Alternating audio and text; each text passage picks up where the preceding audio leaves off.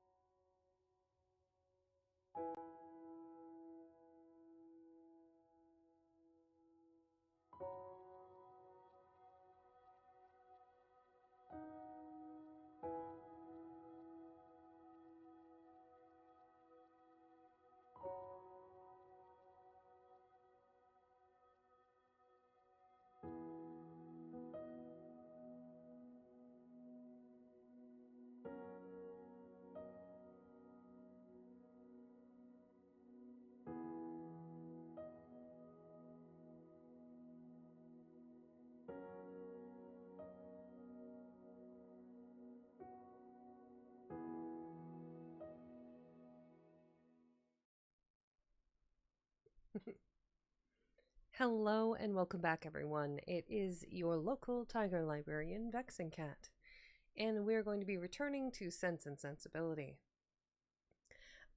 Side note, before I get started, I just want to say hello to all of you wonderful individuals that are watching. Hello, Wande. Hello, we've got Casman. Hello, Valis. I just wanted to let all of you know it's official. I have submitted my application for Underrealm Gaming.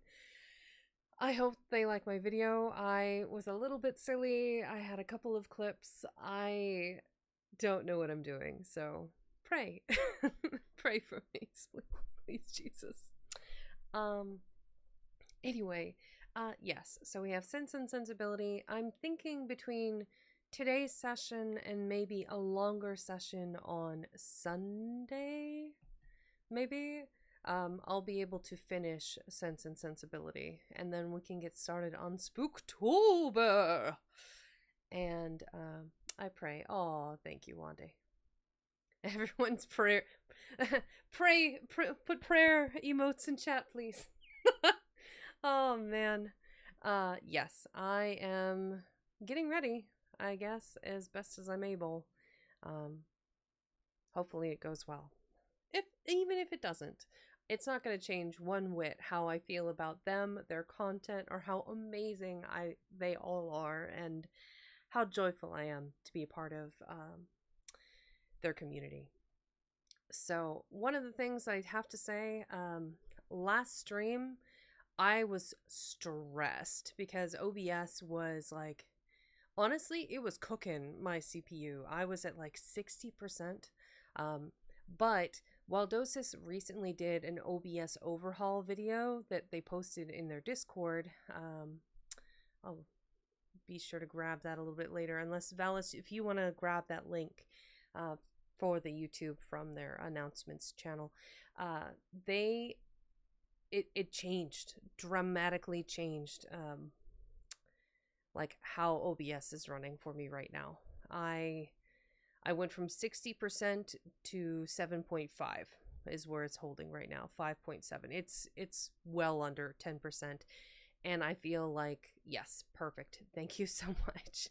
Actually, can we watch that? We might be able to. Now, I do think I might need to adjust my threshold just a tick. Ba ba ba ba ba ba ba ba. Do re re re do. I don't know. I think I had to turn it down a little bit. There we go. Better. Do re mi fa sol la ti do. Yeah, I think we're okay. That seems to be a little more responsive for me. If I like to talk to tomatoes, if a squash can make you smile.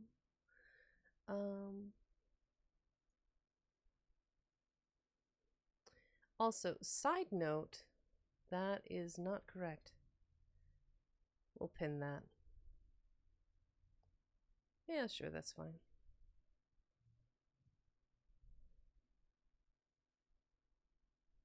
There we go. Copy. Pasta. We'll just watch this real fast. Or at least parts of it, because it's a full hour. So, we'll put that at the beginning. Theater mode. So they did this webinar right there in their Discord. There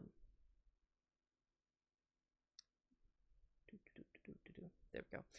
So they did a webinar right there in their Discord, hosted by Waldosis. I think the video was edited by Devi. Their whole team is just wildly talented, honestly. But he walks through like scene creation, duplication versus references, and just like keeping that CPU super low, right? I think I could even do more with my OBS, to be honest, and clean it up even more. Like, he's at 0% right now, and I'm so jealous, because that is impossible. But yeah, 0.8%. So if I go through and I actually tidy things up, because I'm going to be adding a live 2D model eventually, I'm going to have additional scenes.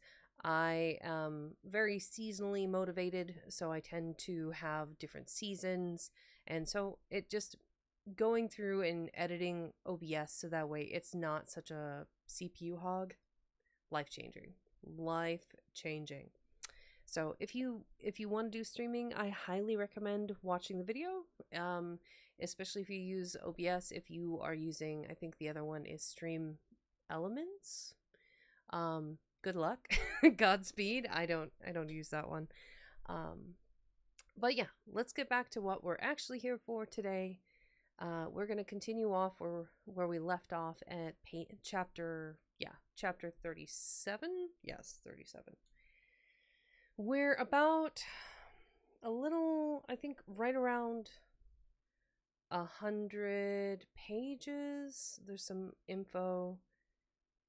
Yeah, we're about 100 pages out until it's completed. So I think between today and on Sunday, we're cooked. Oh, hi, welcome in, Fallen. I'm just about, thank you, Alan. My head pats.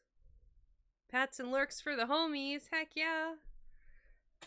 Have to catch your next reading stream. Chill vibes. I think literally the last time I got to watch your stream, I think you were sleeping.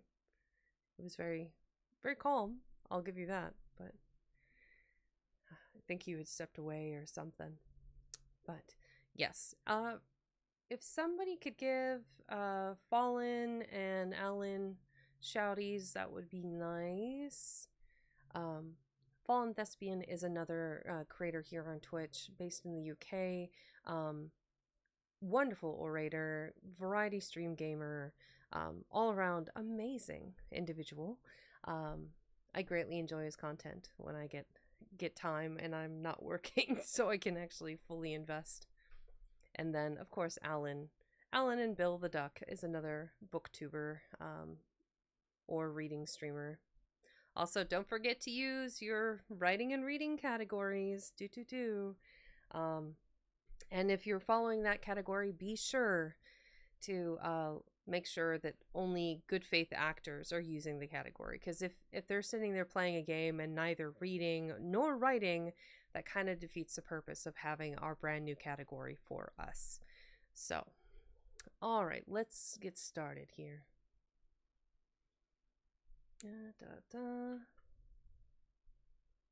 Vexing blush emote when you need it. I think I have one. Don't I? This one? Cute. Why are you... That is not working. That is odd. Assign shortcut. Up. Assign shortcut. Down. And if I did it correctly, up, down, up, down. I changed nothing, but some reason it's working now where it wasn't working before. Gotta love the scuff. Do. Hi, Jules. Welcome in. All right. Sense and Sensibility, Chapter 37.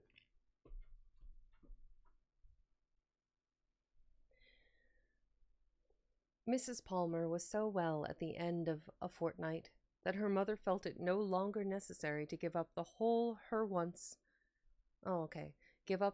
of her time to her, and contenting herself with visiting her once or twice a day, returned from that period to her own home and her own habits, in which she found the Miss Dashwoods very ready to reassume their former share.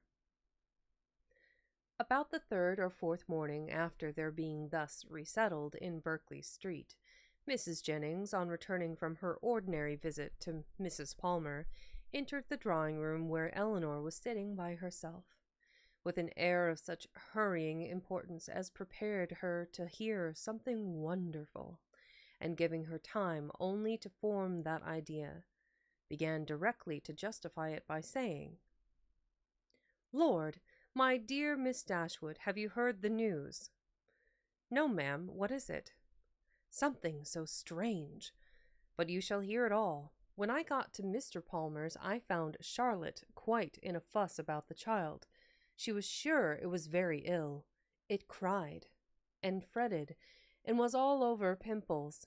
So I looked at it directly, and, Lord, my dear, says I, it is nothing in the world but the red gum.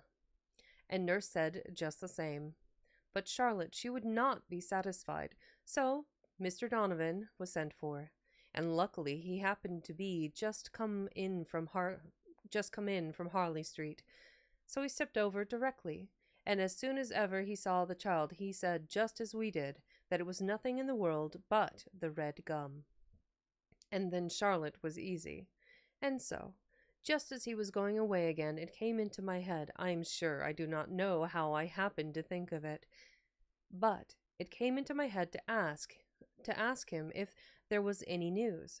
So upon that he smirked, and simpered, and looked grave, and seemed to know something or other, and at last he said in a whisper, for fear any unpleasant report should reach the young ladies under your care as to their sister's indisposition, I think it advisable to say that I believe there is no great reason for alarm.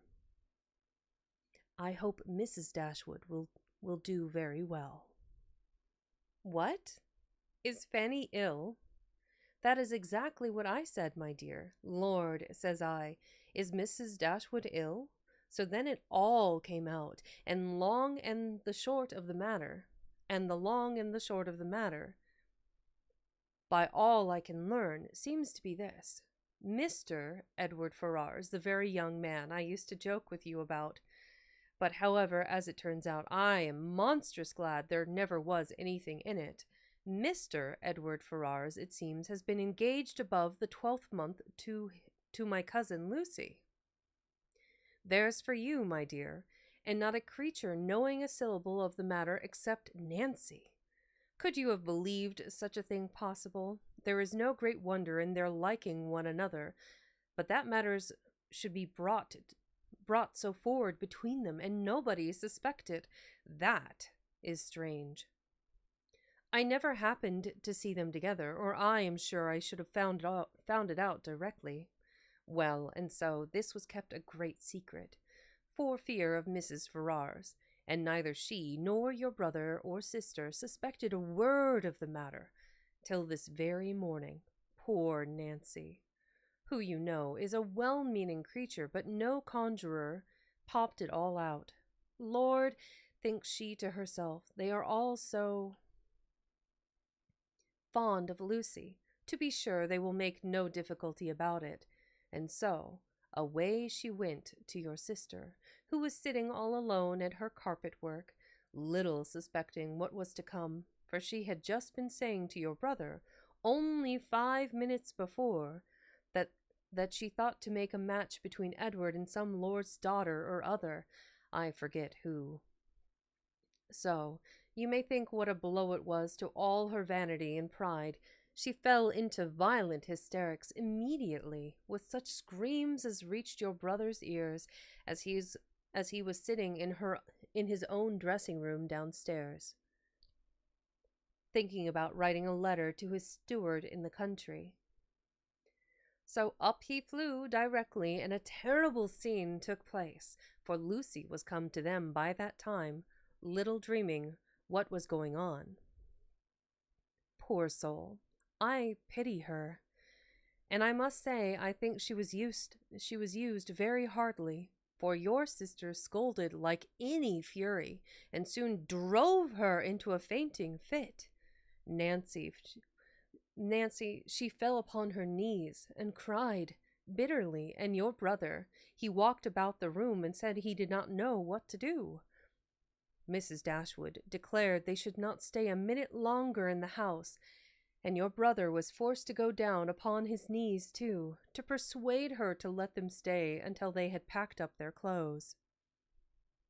Then She fell into hysterics again, and he was so frightened that he would send for Mr. Donovan, and Mr. Donovan found the house in all this uproar. The carriage was at the door ready to take my poor cousins away, and they were just stepping in as he came off. Poor Lucy, in such a condition, he says. She could hardly walk, and Nancy, she was almost as bad. I declare I have no patience with your sister, and I hope with all my heart it will be a match in spite of her. Lord, what a taking poor Mr. Edward will be in when he hears of it. To have his love used so scornfully, for they say he is monstrous fond of her, as well he may. I should not wonder if he was to be in the greatest of a passion, and Mr. Donovan thinks just the same. He and I had a great deal of talk about it, and the best of all is that he is gone back again to Harley Street, that he may be within call when Mrs. Ferrars is told of it, for she was sent for as soon as ever my cousins left the house, for your sister was sure she would be in hysterics too, and so she may, for what I care. I have no pity for either of them. I have no notion of people's making such a to-do about money and greatness. There is no reason on earth why Mr. Edward and Lucy should not marry, for I am sure Mrs. Ferrars may afford to do very well by her son, and though Lucy was next to nothing herself, she knows better than anybody how to make the most of everything, and I dare say, if Mrs. Ferrars would only allow him 500 a year, she would make as good an appearance with it as anybody else would with 8. Lord, how snug they might live in such another cottage as yours, or a little bigger, with 2 maids and 2 men, and I believe I could help them to a housemaid, for my Betty has a sister out of place that would fit them exactly. Wow, Mrs. Jennings, my goodness, such a gossip. Here Mrs. Jennings ceased, and as Eleanor had had time enough to collect her thoughts, she was able to give such an answer and make such observations as the subject might naturally be supposed to produce. Happy to find that she was not suspected of any extraordinary interest in it, that Mrs. Jennings, as she had of late often hoped might be the case, had ceased to imagine her at all attached to Edward, and happy above all the rest in the absence of Marianne. She felt very well able to speak of the affair without embarrassment, and to give her judgment, as she believed with impartiality, on the conduct of everyone concerned in it. She could hardly determine what her own expectation of its event really was, though she earnestly tried to drive away the notion of its being possible to end otherwise at last. Then, in the marriage of Edward and Lucy,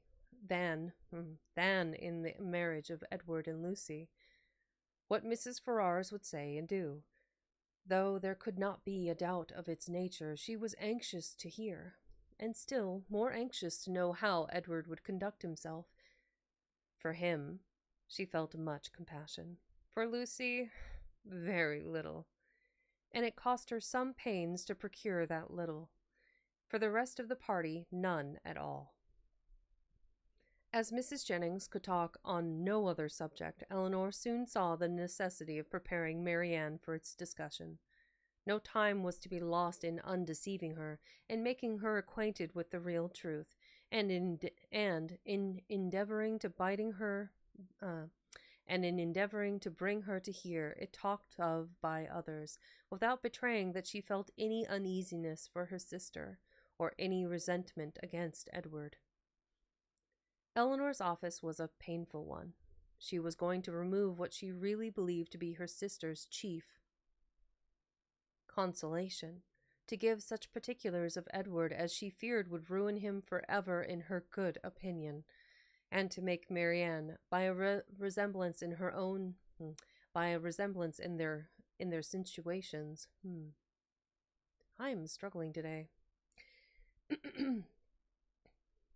And to make Marianne, by a resemblance in their situations, which to her fancy would seem strong, feel all her own disappointment over again. But unwelcome as such a task must be. It was necessary to be done, and Eleanor therefore hastened to perform it. She was very far from wishing to dwell on her own feelings, or to represent herself as suffering much, any otherwise than as the self-command she had practiced since her first knowledge of Edward's engagement might suggest a hint of what was practicable. That's a word?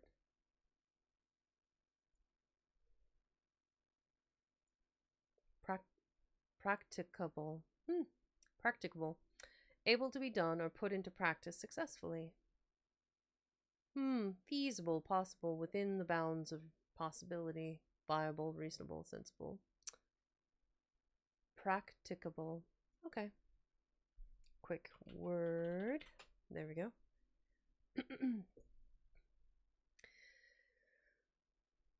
Might suggest a hint of what was practicable to Marianne. Her narration, narration was clear and simple, and though it could not be given without emotion, it was not accompanied by violent agitation, nor impetuous grief. That belonged rather to the hearer, for Marianne listened with horror and cried excessively. Eleanor was to be the comforter of others in her own distresses, no less than in theirs, and all the comforts that could be given by assurances of her own composure of mind and a very earnest vindication of Edward from every charge but of imprudence was readily offered. But Marianne, for some time, would give credit to neither.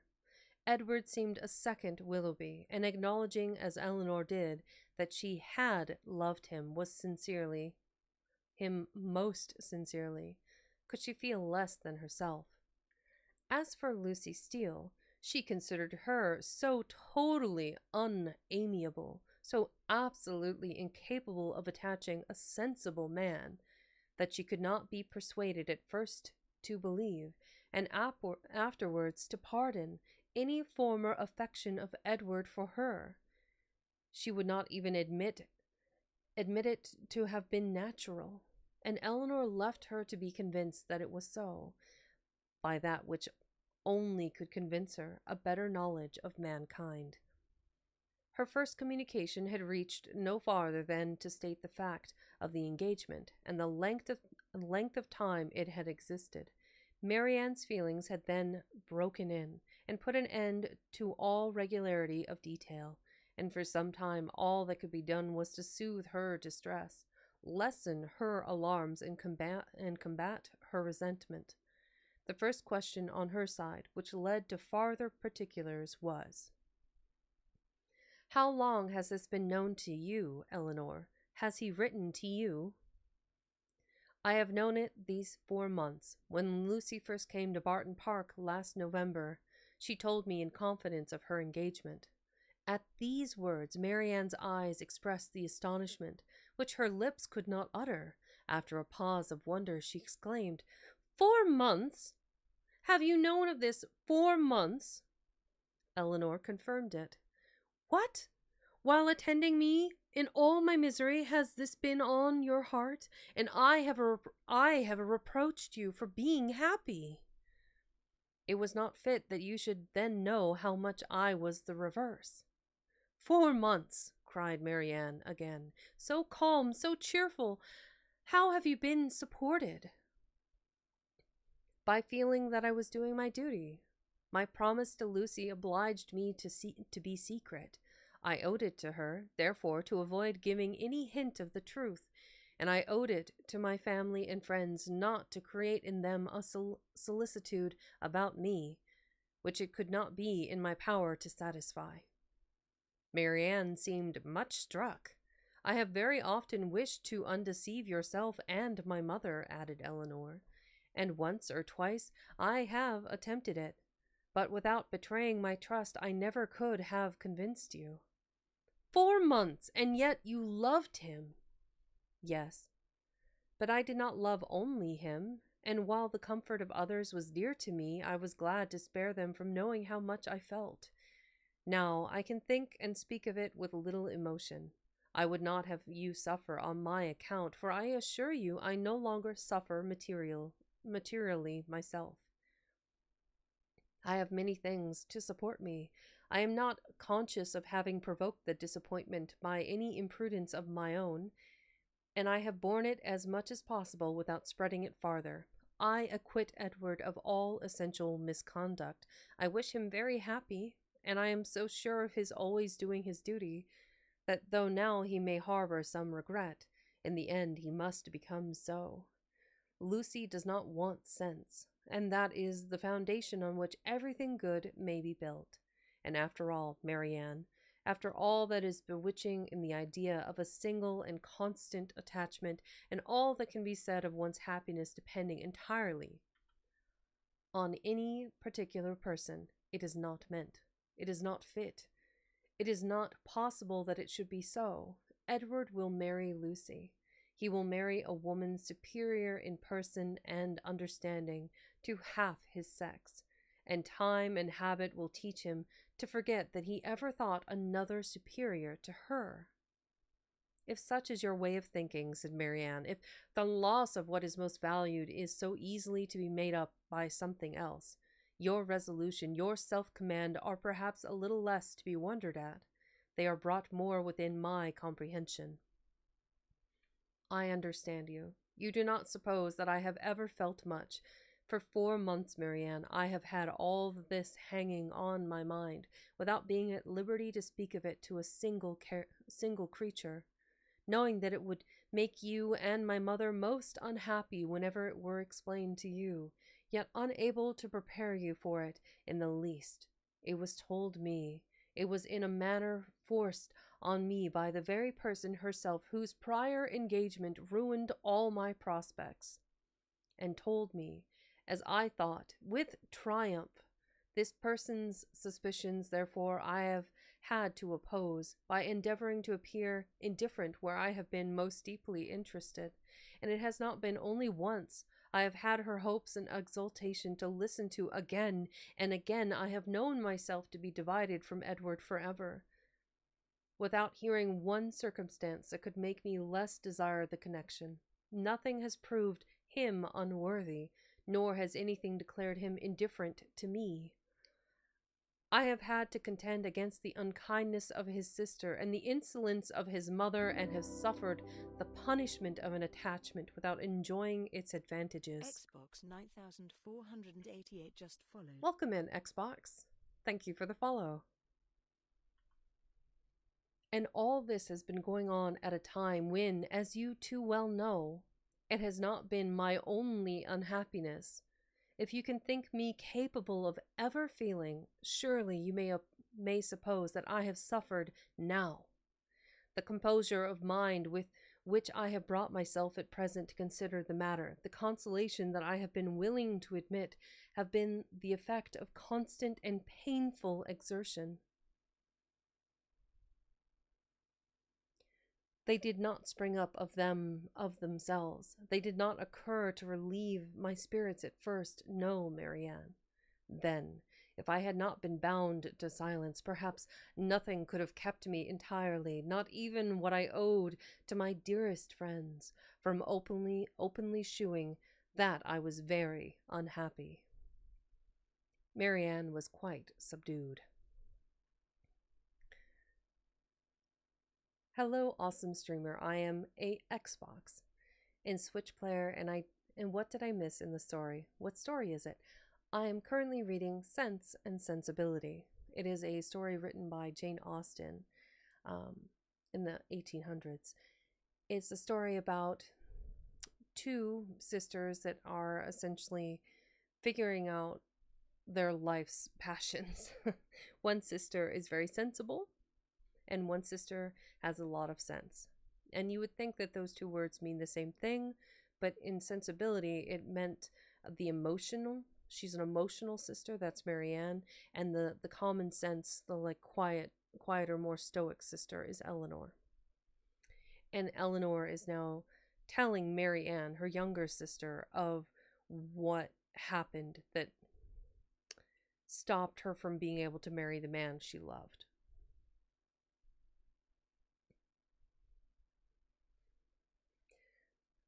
"Oh, Eleanor," she cried, "you have made me hate myself forever. How barbarous have I been to you, you who have been my only comfort, who have borne with me in all my misery, who have seemed to be only suffering for me. Is this my gratitude? Is this the only return I can make you? Because your merit cries out upon myself, I have been trying to do it away." The tenderest caresses followed this confession. In such a frame of mind as she was now, Eleanor had no difficulty in obtaining from her whatever promise she required. And, at her request, Marianne engaged never to speak of the affair to any one with the least appearance of bitterness. To meet Lucy without betraying the smallest increase of dislike to her, and even to see Edward himself, if chance should bring them together, without any diminution of her usual cordiality. These were great concessions, but where Marianne felt that she had injured, no reparation could be too much for her to make. She performed her promise of being discreet to admiration. She attended to all that Mrs. Jennings had to say upon the subject with an unchanging complexion, dissented from her in nothing, and was heard 3 times to say, "Yes, ma'am." She listened to her praise of Lucy with only moving from one chair to another, and when Mrs. Jennings talked of Edward's affection, it cost her only a spasm in her throat. Such advances towards heroism in her sister made Eleanor feel equal to anything herself. The next morning brought a farther trial of it, and a visit from their brother, who came with a most serious aspect to talk over the dreadful affair, and bring them news of his wife. "You have heard, I suppose," said he with great solemnity, as soon as he was seated, "of the very shocking discovery that took place under our roof yesterday." They all looked their assent. It seemed too awful a moment for speech. "Your sister," he continued, "has suffered dreadfully, Mrs. Ferrars too. In short, it has been a scene of such complicated distress, but I will hope that the storm may be weathered without our being, any of us, quite overcome. Poor Fanny! She was in hysterics all yesterday. But I would not alarm you too much. Donovan says there is nothing materially to be apprehended. Her constitution is a good one, and her resolution equal to anything. She has borne it all with the fortitude of an angel. She says she never shall think well of anybody again, and one cannot wonder at it, after being so deceived, meeting with such ingratitude where so much kindness had been shewn, so much confidence had been placed. It was quite out of the benevolence of her heart that she had asked these young women to her house, merely because she thought they deserved some attention, were harmless, well-behaved girls, and would be pleasant companions. For otherwise we both wished very much to have invited you and Marianne to be with us, while your kind friend there was attending her daughter, and now to be so rewarded. I wish with all my heart, says poor Fanny, in her affectionate way, that we had asked your sisters instead of them." Here he stopped to be thanked, which being done, he went on.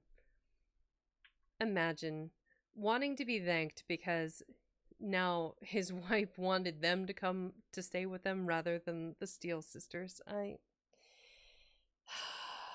Their brother is a twat.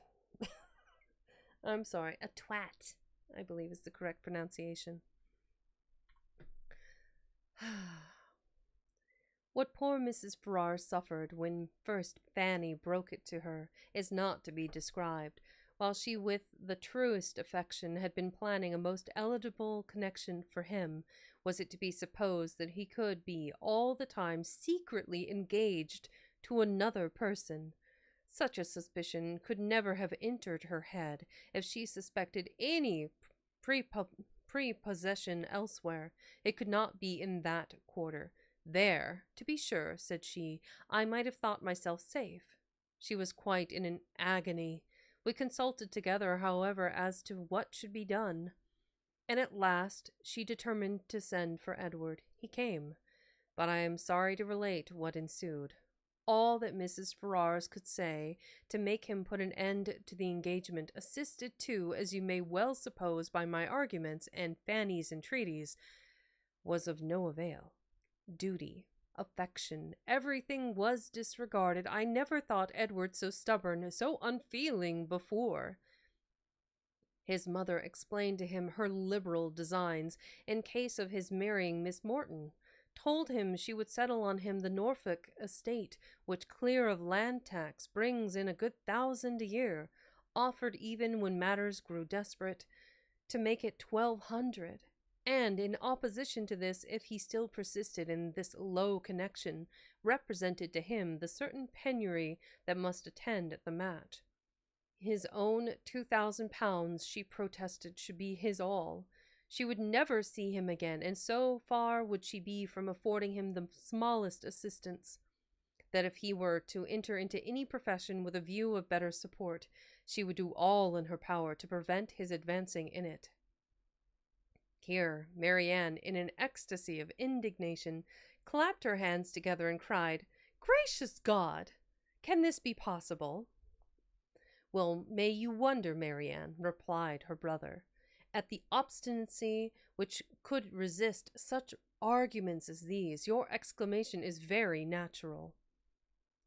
Marianne was going to retort, but she remembered her promises and forbore. All this, however, he continued, was urged in vain. Edward said very little, but what he did say was in the most determined manner. Nothing should prevail on him to give up his engagement. He would stand to it, cost him what it might. "Then," cried Mrs. Jennings with blunt sincerity, no longer able to be silent, "he has acted like an honest man. I beg your pardon, Mr. Dashwood, but if he had done otherwise, I should have thought him a rascal. I have some little concern in the business as well as yourself, for Lucy Steele is my cousin, and I believe there is not a better kind of girl in the world, nor one who more deserves a good husband." John Dashwood was greatly astonished, but his nature was calm, not open to provocation, and he never wished to offend anybody, especially anybody of good fortune. He therefore replied without any resentment, I would by no means speak disrespectfully of any relation of yours, madam. Miss Lucy Steele is, I dare say, a very deserving young woman, but in the present case, you know, the connection must be impossible, and to have entered into a secret engagement with a young man under her uncle's care, the son of a woman, especially of very large fortune, as Mrs. Ferrars, is perhaps altogether a little extraordinary.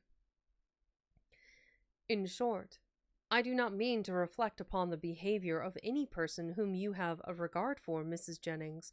We all wish her extremely happy, and Mrs. Ferrars' conduct throughout the whole has been such as every conscientious good mother in like circumstances would adopt. It has been dignified and liberal. Edward has drawn his own lot, and I fear it will be a bad one. Marianne sighed out her similar apprehension, and Eleanor's heart wrung for the feelings of Edward, while braving his mother's threats, for a woman who could not reward him. "Well, sir," said Mrs. Jennings, "how did it end?" "I am sorry to say, madam, in a most unhappy rupture. Edward is dismissed forever from his mother's notice. He left her house yesterday, but where he is gone or whether he is still in town, I do not know, for we, of course, can make no inquiry. Poor young man! And what is to become of him?" "What indeed, ma'am? It is a melancholy consideration, born to the prospect of such affluence. I cannot conceive a situation more deplorable. The interest of £2,000, how can a man live on it? And when to that is added the recollection that he might, but for his own folly, within 3 months have been in the receipt of 2,500 a year, for Miss Morton has 30,000 pounds, I cannot picture to myself a more wretched condition. We must all feel for him, and the more so, because it is totally out of our power to assist him. Poor young man, cried Mrs. Jennings. I'm sure he should be very welcome to bed and board at my house, and so I would tell him if I could see him. It is not fit that he should be living about at his own charge now, at lodgings and taverns. Eleanor's heart thanked her for such kindness towards Edward, though she could not forbear smiling at the form of it. If he would only have done as well by himself, said John Dashwood, as all his friends were disposed to do by him, he might now have been in his proper situation, would have wanted for nothing, but as it is, it must be out of anybody's power to assist him, and there is one thing more preparing against him, which must be worse than all else, worse than all. His mother has determined, with a very natural kind of spirit, to settle that estate upon Robert immediately, which might have been Edward's on proper conditions. I left her this morning with her lawyer, talking over the business. Well, said Mrs. Jennings, that is her revenge. Everybody has a way of their own, but I don't think mine would be to make one son independent because another had plagued me. Marianne got up and walked about the room. Can anything be more galling to the spirit of a man, continued John, than to see his younger brother in possession of an estate which might have been his own? Poor Edward! I feel for him sincerely. A few minutes more, spent in the same kind of effusion, concluded his visit, and with repeated assurances to his sisters that he really believed there was no material danger in Fanny's indisposition, that they need not therefore be very uneasy about it, he went away, leaving the three ladies unanimous in their sentiments on the present occasion, as it regarded Mrs. Ferrars's conduct, the Dashwoods and Edwards. Marianne's indignation burst forth as soon as he quitted the room, and as her vehemence made reserve impossible in Eleanor and unnecessary in Mrs. Jennings, they all joined in a very spirited critique upon the party. Alan, wait a second, what are you doing? You duck? Alan and Bill the duck, my guy. My goodness. Here, let me do one of these. Welcome in, Raiders. Hello, my name is Vexing Cat. I am your local tiger librarian. Yes, Alan indeed has sent you here. For those of you not already following Alan and Bill the duck, the cute little duck plushie, are other reading streamers. Let's see if the shout out works appropriately. If not, I'll do the other one. Ah, here we go. By me, to be precise. The one exception is the farmland at Austen Garden and a few houses here in the village. The cabins down there at the fishing harbor are privately owned, but their summer cottages and are mostly vacant during the winter, except for that house farthest away. You can see smoke coming from the chimney. There we go. So that is Alan reading. I'm not sure which book he was reading from, but again, they're under the same category I am of writing and reading. Alan and Bill the Duck. If you haven't checked them out before, be sure to give them a follow. Hi! Welcome in, Dan. Let's see, what was I doing? We're between chapters. We just finished chapter 37. So, as a friendly reminder to everyone, be sure to hydrate, caffeinate, grab a snack. This includes you, dear raiders. Sorry, I am struggling today. Just did not have the best sleep for the last couple of days. It's getting better, but I'm looking forward to this weekend and taking a break from having to think. I have been stressed trying to make that application, and then family and work and everything else that is more complicated than it needs to be right now. I'm thankful that at least streaming is a positive influence. It does have a random feel to the clip, a little bit, Alan. But thank you for sharing your community with me and all of you wonderful raiders. I hope you enjoy this story. I am currently reading Sense and Sensibility. So we will continue with chapter 38. We're in the home stretch here. I think between today and Sunday, we will finish the book. And then onward into Spooktober and reading a variety of scary books. Well, scary and that they are horror-based stories. Okay, quick stretch. No banana. Alan, I hope you're taking care of yourself too. Be sure to relax. If you can lurk, awesome. If not, if you need to step away because you're gonna go, relax and have a snack or, have something to drink like coffee or tea, then do so. Thank you again for dropping in. All right, let's get started with chapter 38. There we go. Mrs. Jennings was very warm in her praise of Edward's conduct, but only Eleanor and Marianne understood its true merit. They only knew how little he had had to tempt him to be disobedient, and how small was the consolation, beyond the consciousness of doing right, that could remain to him in the loss of his friends, a loss of friends and fortune. Sometimes I forget. Glasses are messy, and I need to clean mine. There we go. Oh, much better. They only knew how little he had had to tempt him to be disobedient, and how small was the consolation beyond the consciousness of doing right that could remain to him in the loss of friends and fortune. Eleanor gloried in his integrity, and Marianne forgave all his offenses in compassion for his punishment.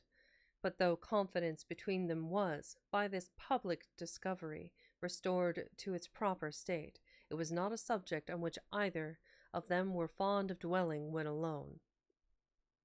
Eleanor avoided it upon principle, as tending to fix still more upon her thoughts by the too warm, too positive assurances of Marianne, that belief of Edward's continued affection for herself, which she rarely wished to do away, and Marianne's courage soon failed her, in trying to converse upon a topic which always left her more dissatisfied with herself than ever, by the comparison it necessarily produced between Eleanor's conduct and her own. She felt all the force of that comparison, but not as her sister had hoped. To urge her to exertion now, she felt it with all the pain of continual self-reproach, regretted most bitterly that she had never exerted herself before. Dan_Silvernight just subscribed. Aw, thank you for Prime. subscribing, Dan. That's so kind. I appreciate it. Thank you for subscribing, getting your library card. But it brought only the torture of penitence, without the hope of amendment. Her mind was so much weakened that she still fancied present exertion impossible, and therefore it only dispirited her more. Nothing new was heard by them for a day or two afterwards of affairs in Harley Street or Bartlett's buildings, but though so much of the matter was known to them already that Mrs. Jennings might have had enough to do in spreading that knowledge farther, without seeking after more, she had resolved from the first to pay a visit of comfort and inquiry to her cousins as soon as she could, and nothing but the hindrance of more visitors than usual had prevented her going to them within that time.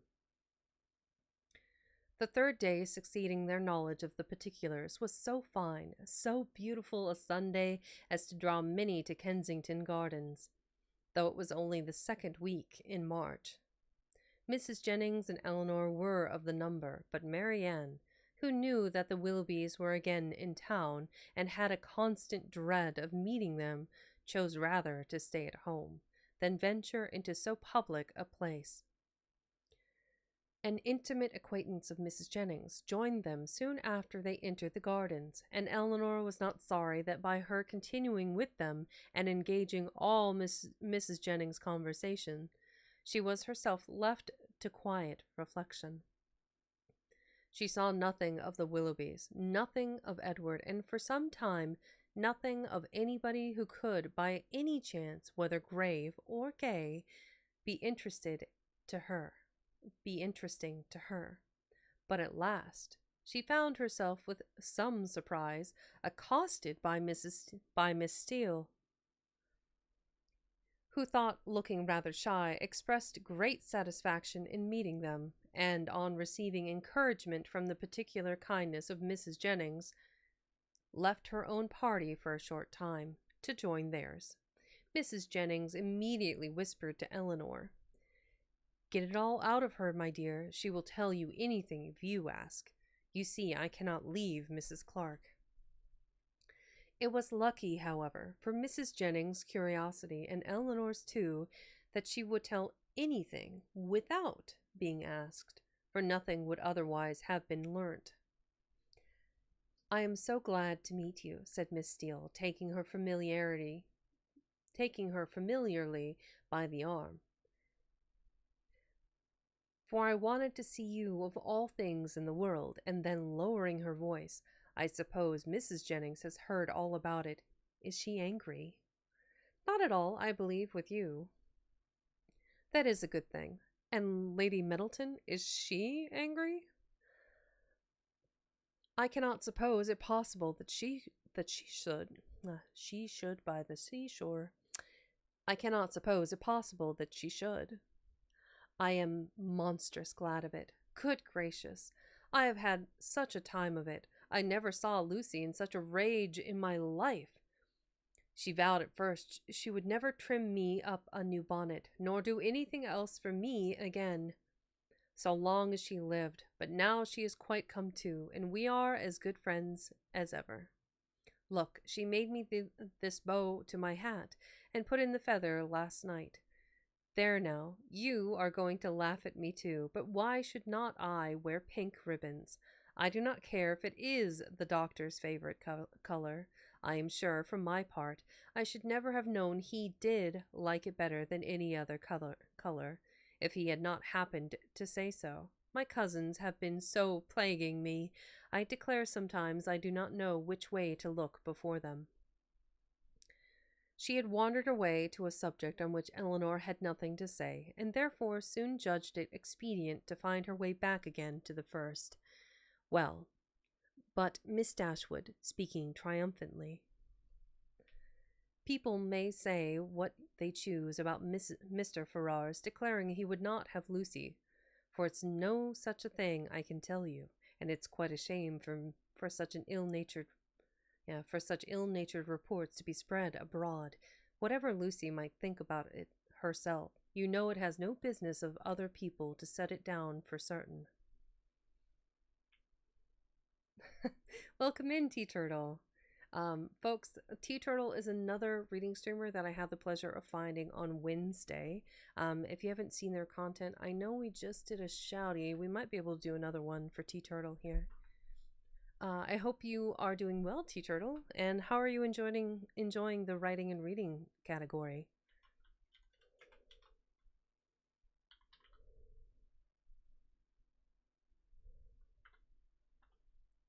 See if we can grab a clip for you.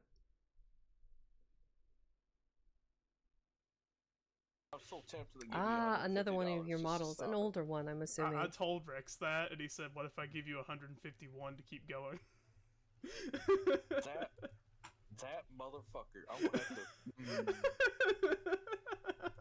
Go on home, British soldiers, go on home. But good night, Ain't you got no everyone. fucking homes of your own. See you guys. Good night.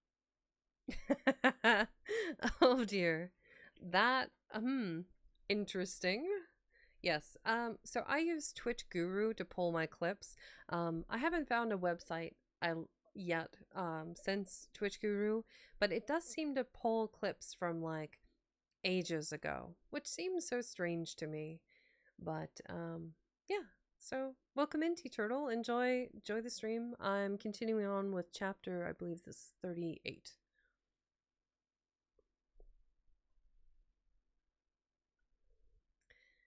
For those of you not familiar with T Turtle, like I said, another reading streamer, booktuber as I affectionately call them, be sure to give them a follow if you want more reading content.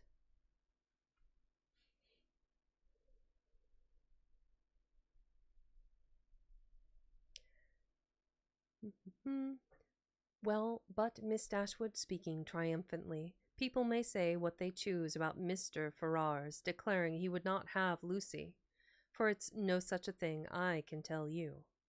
And it's quite a shame for such ill-natured reports to be spread abroad. Whatever Lucy might think about it herself, you know it was no business of other people to set it down for certain. I never heard anything of the kind hinted at before, I assure you, said Eleanor. Oh, did not you? But it was said. I know very well, and by more than one, for Miss Godby told Miss Sparks that nobody in their senses could expect Mr. Ferrars to give up a woman like Miss Morton, with £30,000 to her fortune for Lucy Steele that had nothing at all, and I had it from Miss Sparks myself, and besides that, my cousin Richard said himself that when it came to the point he was afraid Mr. Ferrars would be off, and when Edward did not come near us for 3 days, I could not tell what to think myself, and I believe in my heart Lucy gave it up all for lost. For we came away from your brother's Wednesday, and we saw nothing of him at all, not at all Thursday, Friday, and Saturday, and did not know what was become with him. Once Lucy thought to write to him, but then her spirit rose against that.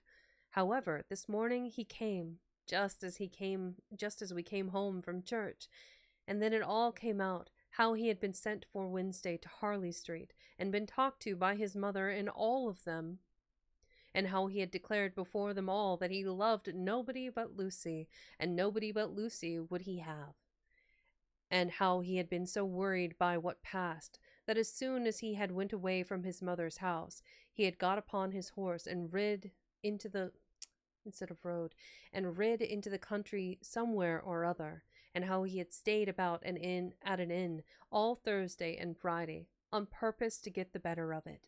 And after thinking it all over and over again, he said it seemed to him as if now he had no fortune, and nothing at all, it would be quite unkind to keep her on to the engagement, because it must be for her loss. For he had nothing but £2,000 and no hope of anything else, and if he was to go into orders, as he had some thoughts, he could get nothing but a curacy. Curacy. What is that? Office of curate, or the tenure of this curacy. He could get nothing but a curacy, and how was they to live upon that? He could not bear to think of her doing no better, and so he begged, if she had the least mind for it, to put an end to the matter directly, and leave him to shift for himself. And I heard him say all this as plain as could possibly be, and it was entirely for her sake, and upon her account, that he said a word about being off, and not upon his own. I will take my oath he never dropped a syllable of being tired of her, or of wishing to marry Miss Morton, or anything like it. But to be sure, Lucy would not give ear to such kind of talking, so she told him directly, with a great deal about sweet and love, you know, and all that. Ooh la! one can't repeat such kind of things, you know. She told him directly. She had not the least mind in the world to be off, for she could live with him upon a trifle. And how little soever he might have, she should be very glad to have it all, you know, or something of the kind. So then he was monstrous happy, and talked on some time about what they should do, and they agreed he should take orders directly, and they must wait to be married till he got a living. And just then I could not hear any more, for my cousin called from below to tell me Mrs. Richardson was come in her coach, and would take one of us to Kensington Gardens. So I was forced to go into the room and interrupt them, to ask Lucy if she would like to go, but she did not care to leave Edward. So I just ran upstairs and put on a pair of silk stockings and came off with the Richardsons. I do not understand what you mean by interrupting them, said Eleanor. You were all in the same room together, were not you? No, indeed, not us. La, Miss Dashwood, do you think people make love when anybody else is by? Oh, for shame. To be sure, you must know better than that, laughing affectedly. No, they were shut up in the drawing-room together, and all I heard was only by listening at the door. Oh, man, Miss Steele is a nosy Nelly. How? Cried Eleanor. Have you been repeating to me what you only have learnt to yourself by listening at the door? I am sorry I did not know it before, for I certainly would not have suffered you to give me particulars of a conversation which you ought not to have known yourself.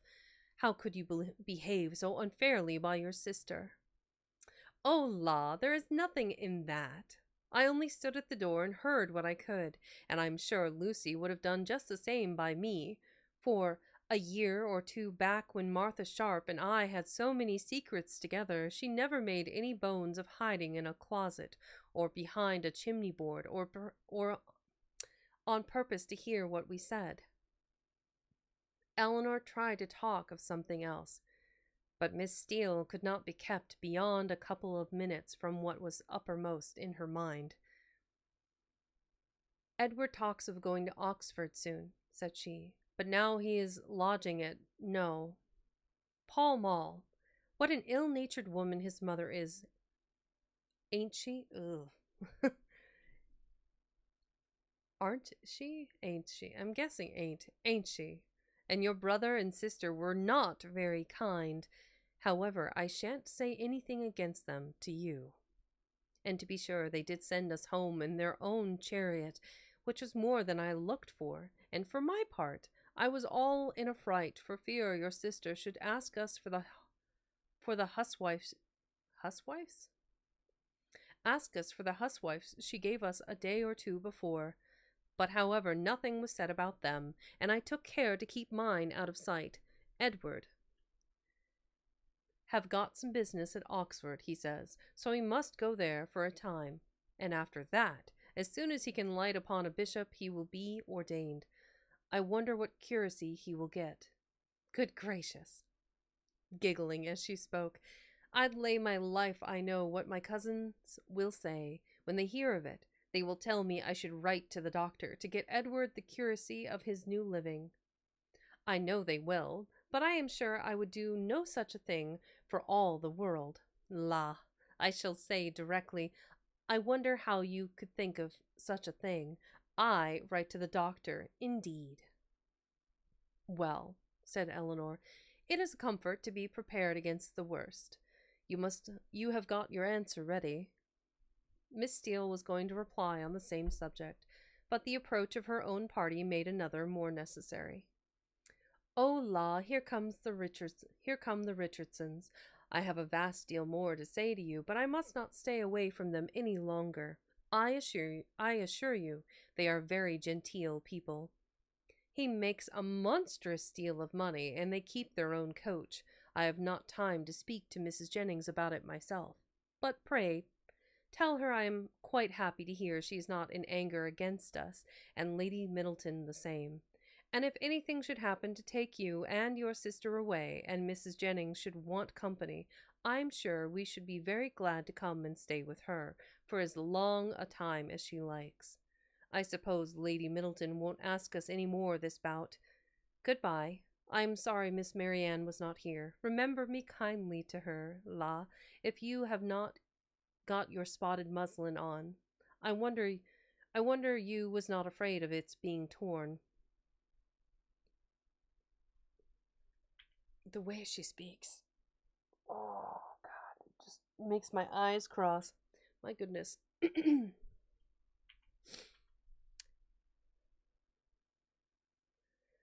Such was her parting concern, for after this she had time only to pay her farewell compliments to Mrs. Jennings, before her company was claimed by Mrs. Richardson, and Eleanor was left in possession of knowledge which might feed her powers of reflection some time, though she had learnt very little more than she had been already foreseen, learned more than what had been already foreseen and foreplanned in her own mind. Edward's marriage with Lucy was as firmly determined on, and the time of its taking place remained as absolutely uncertain as she had concluded it would be. Everything depended exactly after her expectation on his getting that preferment of which at present there seemed not the smallest chance. As soon as they returned to the carriage, Mrs. Jennings was eager for information, but as Eleanor wished to spread as little as possible intelligence that had in the first place been so unfairly obtained, she confined herself to the brief repetition of such simple particulars as she felt assured that Lucy, for the sake of her own consequence, would choose to have known. The continuance of their engagement, and the means that were to be taken for promoting its end, was all her communication, and this produced from Mrs. Jennings the following natural remark. Wait for his having a living? Aye, we all know how that will end. They will wait a 12-month, and finding no good comes of it, will set down upon a curacy of £50 a year, with the interest of his £2,000, and what little matter Mr. Steele and Mr. Pratt can give her. Then they will have a child every year, and Lord help 'em, how poor they will be. I must see what I can give them towards furnishing their house. 2 maids and 2 men indeed, as I talked of the other day. No, no, they must get a stout girl of all works. Betty's sister will never do for them now. The next morning brought Eleanor a letter by the 2-penny post from Lucy herself. It was as follows. A letter from Lucy directly? Oh, interesting. Time to hydrate.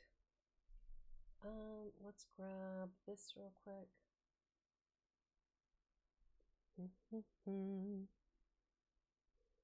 Okay, close that out.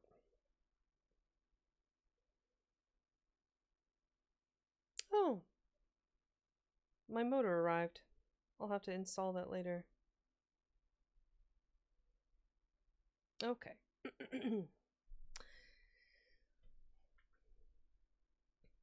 Bartlett's Building, March.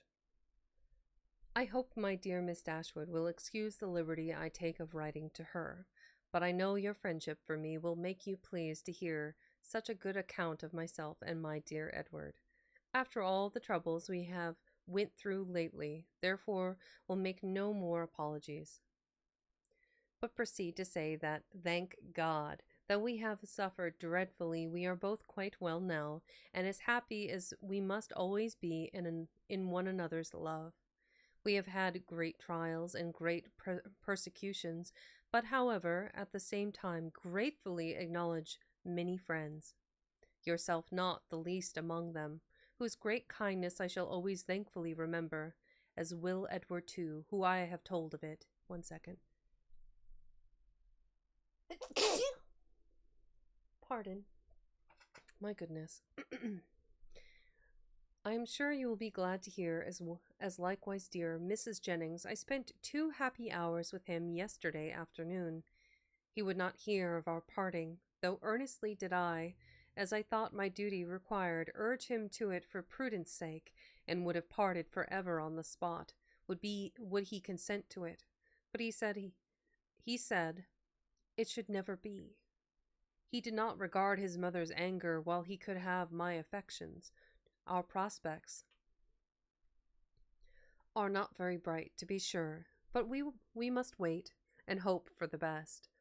He will be ordained shortly, and should it ever be in your power to recommend him to anybody that has a living to bestow, am very sure you will not forget us, and dear Mrs. Jennings too.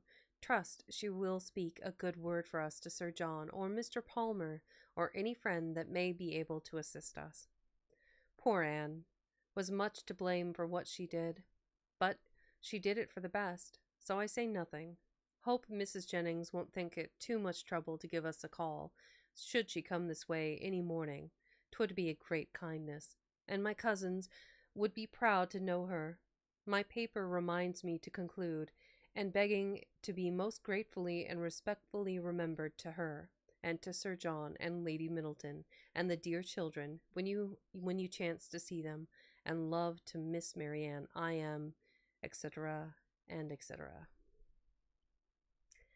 As soon as Eleanor had finished it, she performed what she concluded to be its writer's real design, by placing it in the hands of Mrs. Jennings, who read it aloud with many comments of satisfaction and praise. Very well indeed, how prettily she writes. Ay, that was quite proper to let him be off if he would. That was just like Lucy.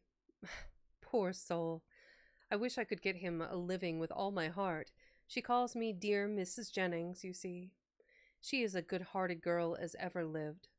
Very well, upon my word. That sentence is very prettily turned. Yes, I will go and see her, sure enough. How attentive she is, to think of everybody. Thank you, my dear, for shewing it me. It is as pretty a letter as ever I saw, and does Lucy's head and heart great credit. All right, another chapter, another one down. All right, I can definitely read at least one more chapter before an ad break, and then we will take a 3-5 minute ad break. I'll refill my water bottle, yada yada yada, blah blah blah, and then we'll go from there. So, friendly reminder, between chapters, hydrate, caffeinate, grab a snack, be sure to stretch. Yeah, big stretch. Oh, woo! Be sure to stretch and take care of yourselves. This watch is driving me crazy, so I'm going to take that off.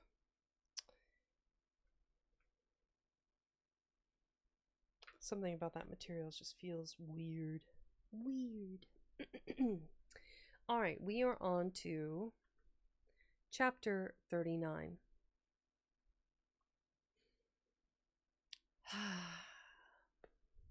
There we go.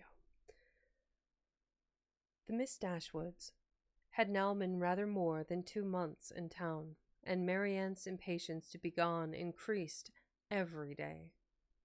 She sighed for the air, the liberty, the quiet of the country, and fancied that if any place could give her ease, Barton must do it. Eleanor was hardly less anxious than herself for their removal, and only so much less bent on its being effected immediately, as that she was conscious of the difficulties of so long a journey, which Marianne could not be brought to acknowledge. She began, however, seriously to turn her thoughts towards its accomplishments, and had already mentioned their wishes to their kind hostess, who resisted them with all the eloquence of her goodwill, when a plan was suggested, which, though detaining them from home yet a few weeks longer, appeared to Eleanor altogether much more eligible than any other.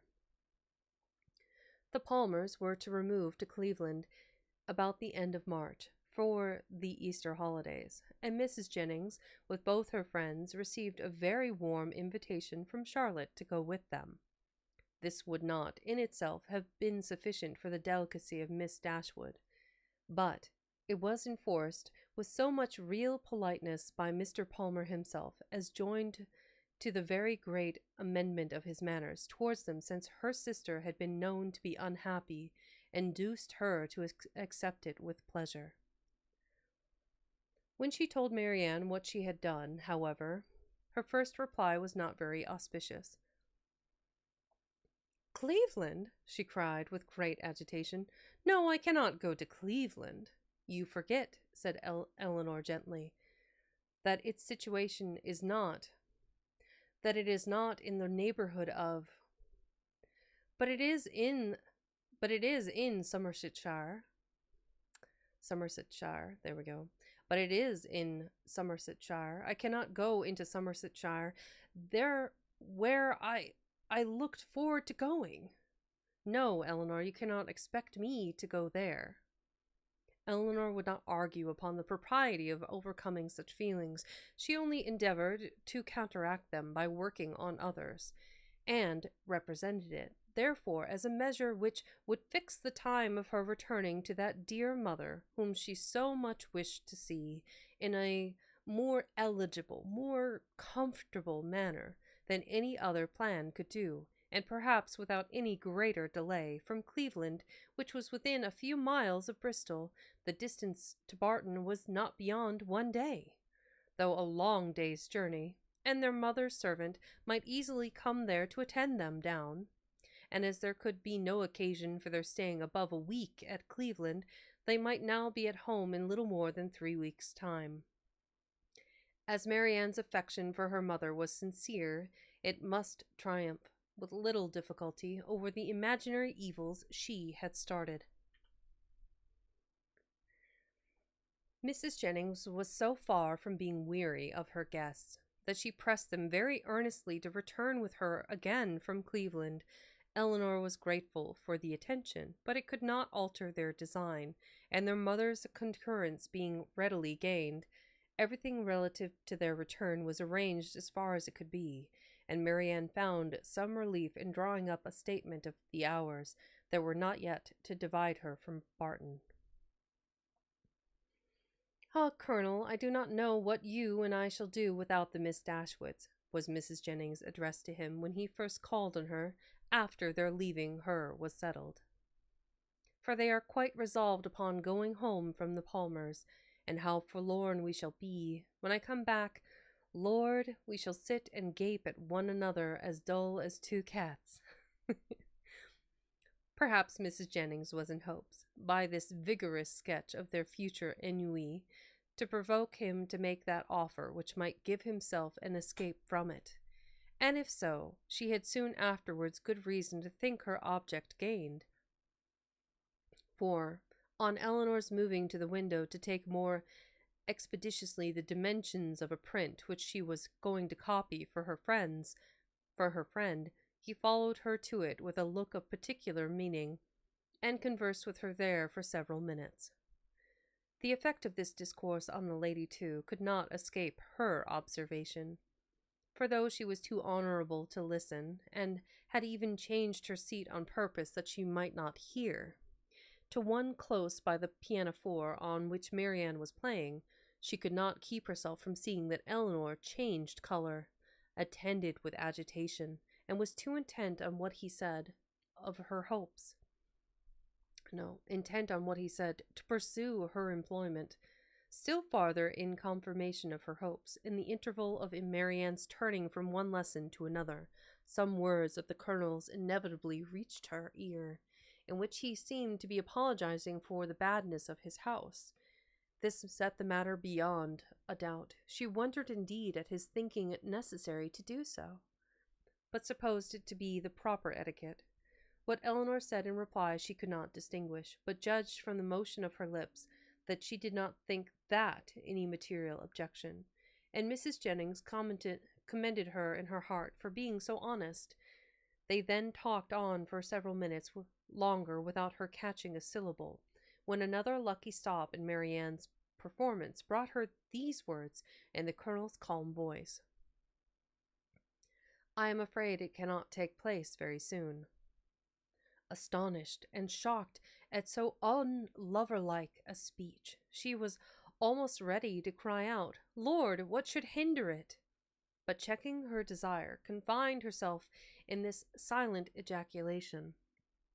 "This is very strange. Sure, he need not wait to be older." This delay on the colonel's side, however, did not seem to offend or mortify his fair companion in the least, for on their breaking up the conference soon afterwards, moving different ways, Mrs. Jennings very plainly heard Eleanor say, and in a voice which showed her to feel what she said, "I shall always think myself very obliged to you." Mrs. Jennings was delighted with her gratitude, and only wondered that, after hearing such a sentence, the colonel should be able to take leave of them, as he immediately did, with the utmost sang-froid, and go without making her any reply. She had not thought her old friend could have made so indifferent a suitor. What had really passed between them was to this effect. "I have heard," said he, with great compassion, "of the injustice your friend Mr. Ferrars has suffered from his family, for if I understand the matter right, he has been entirely cast off by them for preserving in his engagement with a very deserving young woman. Have I been rightly informed? Is it so?" Eleanor told him that it was.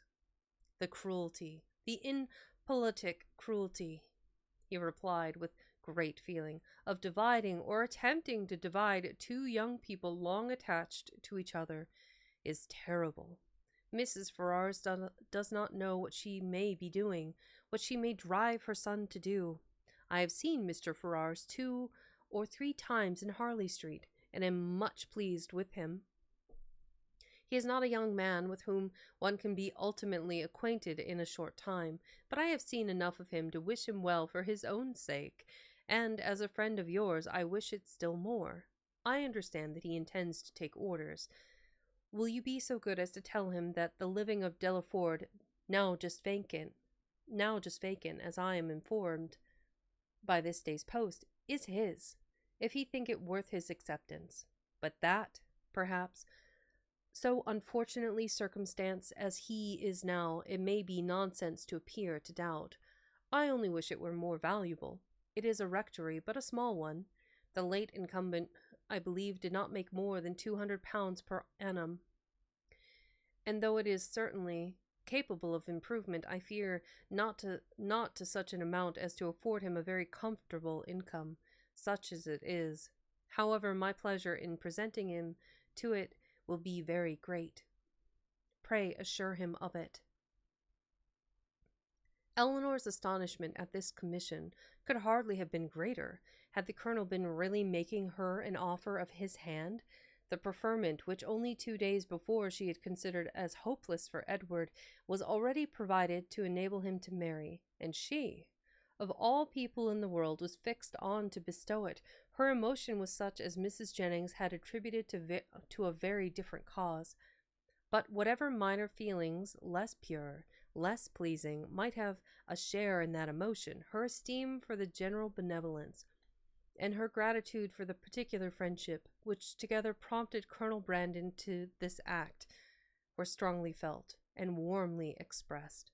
She thanked him for it with all her heart, spoke of Edward's principles and disposition with that praise which she knew them to deserve, and promised to undertake the commission with pleasure, if it were really his wish to put off so agreeable an office to another. But at the same time she could not help thinking that no one could so well perform it as himself.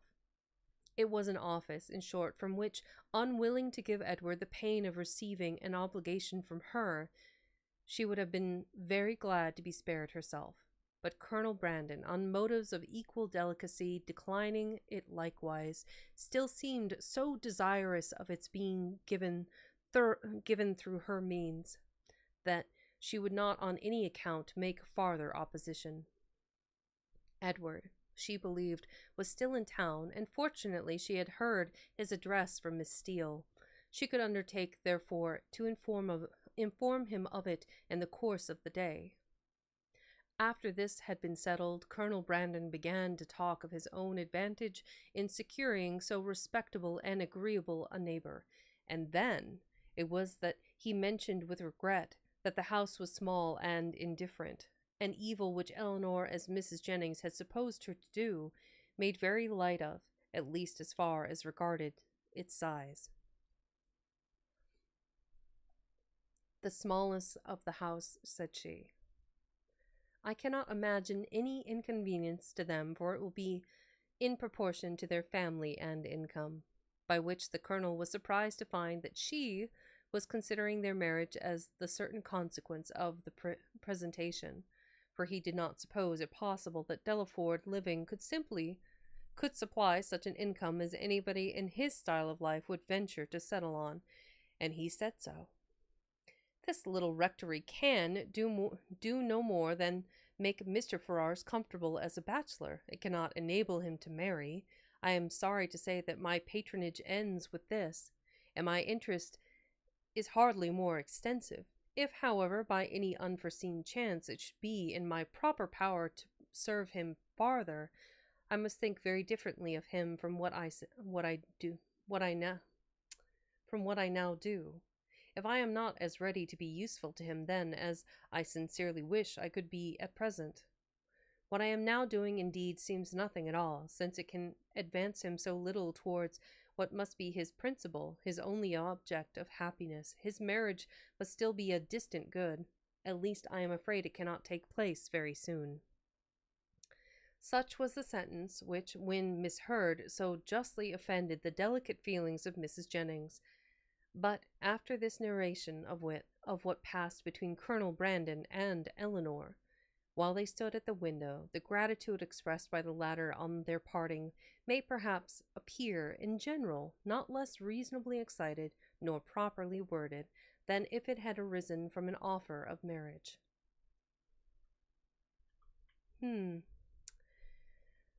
Lot to digest there in that chapter. I think it's kind of interesting that the Colonel Brandon was like, "Hey, I have a post for Edward and his fiancée. Admittedly, it's only really comfortable enough for a bachelor to live on, but perhaps, they can get married." I don't know. It's interesting. But, I mean, the reason I think that Colonel Brandon is being so kind is that he himself has such great affection for Marianne and Eleanor, her sister, that Edward, by extension, being of great import to Eleanor, is therefore worthy of care and consideration. So it's kind of interesting to see all the behind-the-scenes work that's going on between all of the different individuals in the story. So we are on chapter, I believe, 10 below 50, so we're going to be on chapter 40. It is 1:30 hour and I am due for an ad break. I am going to go ahead and take a quick 3 maybe 5 minute ad break and go use the restroom, and when I come back we shall start on chapter 40. So hang tight, everybody. We'll be right back.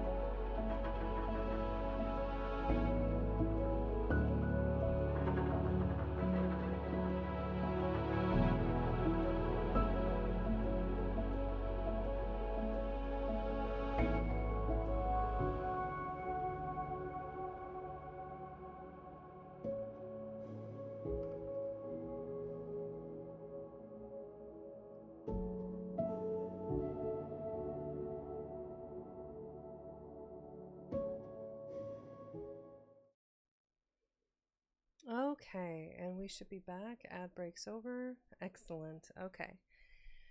Okay. Okay. Hello. Da da da da da da da da. All right, so we're on to chapter 40, and we're do a quick bit of math here.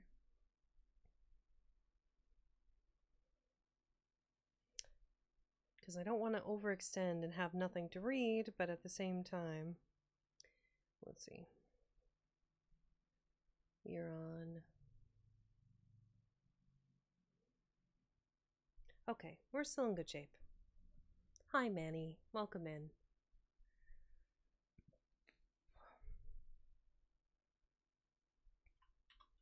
Quick hi. Hi. Also, side note, if you guys have not seen Galaxy After Dark, I'm gonna just do a quick they're so kind to me all the time. You guys really should check them out. Phenomenal artist. Just one of the nicest creators that I've met. I'm pretty sure. I need a slime Oh PNG no. option, yeah. Oh dear. I'm sorry, not Apply for sorry. something. He is There we go. redacted. Perfect. Redacted. There we go. No, I actually already answered it. Yes, the answer is yes. Hi, Bug Mans can't Skipper. go 10 Welcome minutes in. without tips out. And then that's their furry deer form. You like I the don't know change? why their nipnops are Do you different like the colors. change? Today which- is interesting.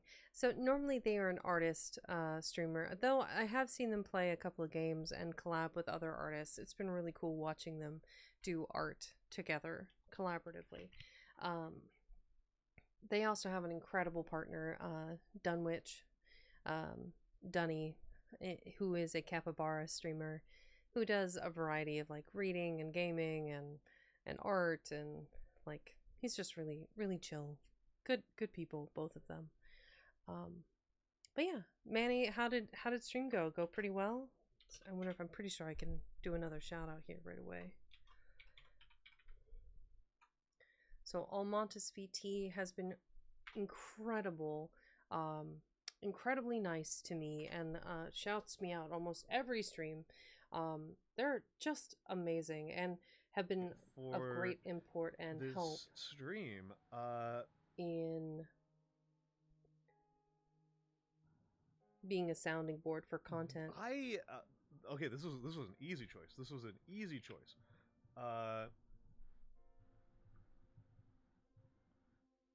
This was an easy choice. We are going to raid. By me for you. Oh, sorry. Only you and I will have one. Okay.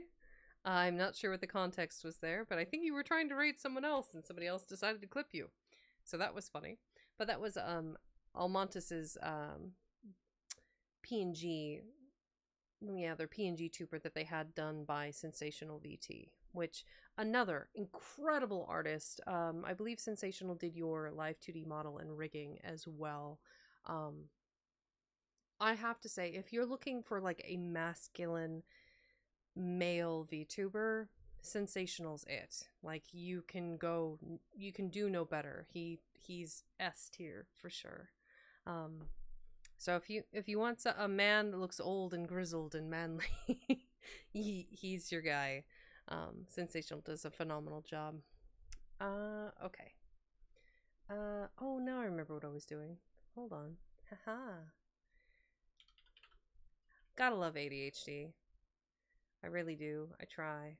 Ha ha ha. Clone Trooper Kev. Yes, we are. We are. Once my ADHD has stopped squirreling, absolutely. I noticed my goal was a little bit weird and I just wanted to fix it really quick. Because, you know, if it's not scuffed, are you even trying to stream? I don't know. Let's see. I think we're at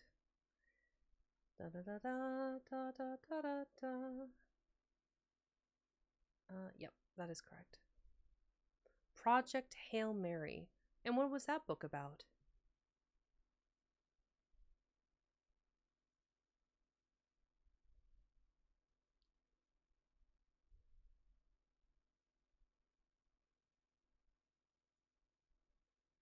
There we go. For some reason it was all orange and it should be tracking it with like a brown bar there. Fixed it. Hooray! Woo! Okay.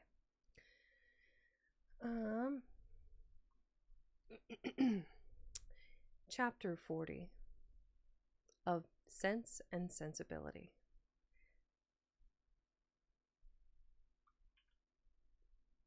So, Project Hail Mary was written by Andy Weir, who wrote The Martian. It's about a man who has to figure out why our sun is suddenly going out. Ooh, we do love a good sci-fi. I should do more sci-fi. I think technically at this point, Frankenstein has been the only science fiction that I've read so far. Probably because most of it has not outside of copyright infringement at this point, as I am wont to read classic literature because it's, you know, available to everyone. It is true, it's true. Mary Shelley set the bar so incredibly high. It's hard to exceed, but there are some contenders, some science fiction authors that I think have done some really good and interesting stories. At this exact second, my brain is still too frazzled from lack of sleep to think of any, but I think offhand, who wrote Stranger in a Strange Land and Starship Troopers, and there was another fellow, like Lovecraft I would consider science fiction, arguably science fiction horror based. There are many others. A lot more modern authors than classic ones. It's okay. I tend to ramble when I get distracted. It happens all the time. Don't worry about it. Chapter 40. Well, Miss Dashwood, said Mrs. Jennings sagaciously, smiling as soon as the gentleman had withdrawn, I do not ask you what the colonel has been saying to you, for though, upon my honor, I tried to keep out of hearing, I could not help catching enough to understand his business, and I assure you I never was better pleased in my life, and I wish you joy of it with all my heart. Thank you, ma'am, said Eleanor. It is a matter of great joy to me, and I feel the goodness of Colonel Brandon. Most sensibly. There are not many men who would act as he has done. Few people have so compassionate a heart. I never was more astonished in my life. Lord, my dear, you are very modest.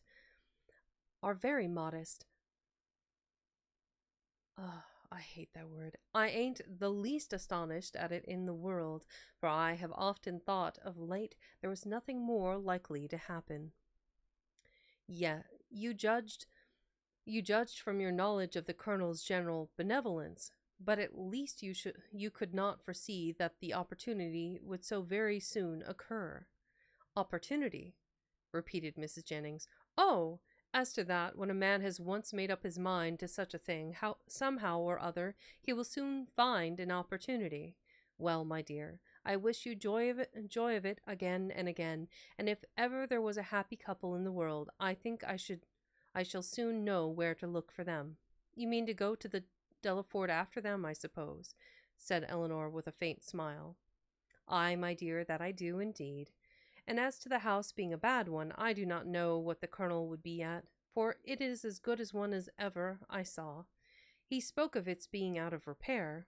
Well, and whose fault is that? Why don't he repair it? Who should do it but himself?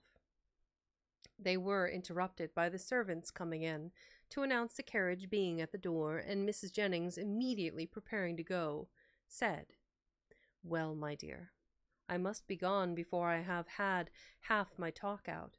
But, however, we may have it all over in the evening, for we shall be quite alone. I do not ask you to go with me, for I dare say your mind is too full of the matter to care for company, and besides, you must long to tell your sister all about it." Marianne had left the room before the conversation began. "Certainly, ma'am. I shall tell Marianne of it, but I shall not mention it at present to anybody else." "Oh, very well," said Mrs. Jennings, rather disappointed. "Then you would not have me tell it Lucy, for I think... Oh, the way that's written.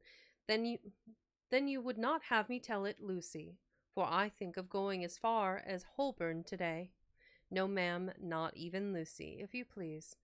One day's delay will not be very material. Until I have written to Mr. Ferrars, I think it ought not to be mentioned to anybody else. I shall do that directly. It is of importance that no time should be lost with him, for he will, of course, have much to do relative to his ordination." This speech at first puzzled Mrs. Jennings exceedingly. Why Mr. Ferrars was to be written to about it in such a hurry she could not immediately comprehend. A few moments' reflection, however, produced a very happy idea, and she exclaimed, "Oh, I understand you. Mr. Ferrars is to be the man. Well, so much the better for him. Ay, to be sure, he must be ordained in readiness, and I am very glad to find things are so forward between you. But, my dear, is not this rather out of character? Should not the Colonel write himself? Sure, he is the proper person." Eleanor did not quite understand the beginning of Mrs. Jennings' speech. Neither did she think it worth inquiring into, and therefore only replied to its conclusion. "Colonel Brandon is so delicate a man that he rather wished any one to announce his intentions to Mr. Ferrars than himself. And so you are forced to do it. Well, that is an odd kind of delicacy. However, I will not disturb you." Seeing her prepare to write, "You know your own concerns best. So goodbye, my dear. I have not heard of anything to please me so well since Charlotte was brought to bed." And away she went, but returning again in a moment. "I have just been thinking of Betty's sister, my dear. I should be very glad to get her so soon a mistress. But whether she would do for a lady's maid, I am sure I can't tell. She is an excellent housemaid, and works very well at her needle. However, you will think of all that at your leisure." "Certainly, ma'am," replied Eleanor, not hearing much of what she said, and more anxious to be alone than to be mistress of the subject. However she should begin, how she should express herself in her note to Edward was now all her concern. The particular circumstances between them made a difficulty of that which to any other person would have been the easiest thing in the world, but she equally feared to say too much or too little, and sat deliberating over her paper, with the pen in her hand, till broken in on by the entrance of Edward himself. "Oh, well, that's gonna save her a bit of time, I think." He had met Mrs. Jennings at the door in her way to the carriage as he came to leave his farewell card, and she, after apologizing for not returning herself, had obliged him to enter by saying that Miss Dashwood was above and wanted to speak with him on very particular business. Eleanor had just been congratulating herself in the midst of her perplexity that, however difficult it might be to express herself properly by letter, it was at least preferable to giving the information by word of mouth, when her visitor entered, to force her upon the greatest exertion of all. Her astonishment and confusion were very great on his so sudden appearance. She had not seen him before since his engagement became public, and therefore not since his knowing her to be acquainted with it, which, with the consciousness of what she had been thinking of, and what she had to tell him, made her feel particularly uncomfortable for some minutes. He, too, was much distressed, and they sat down together in a most promising state of embarrassment. Whether he had asked her pardon for his intrusion, or first coming into the room, he could not recollect. But, determining to be on the safe side, he made his apology in form as soon as he could say anything, after taking a chair.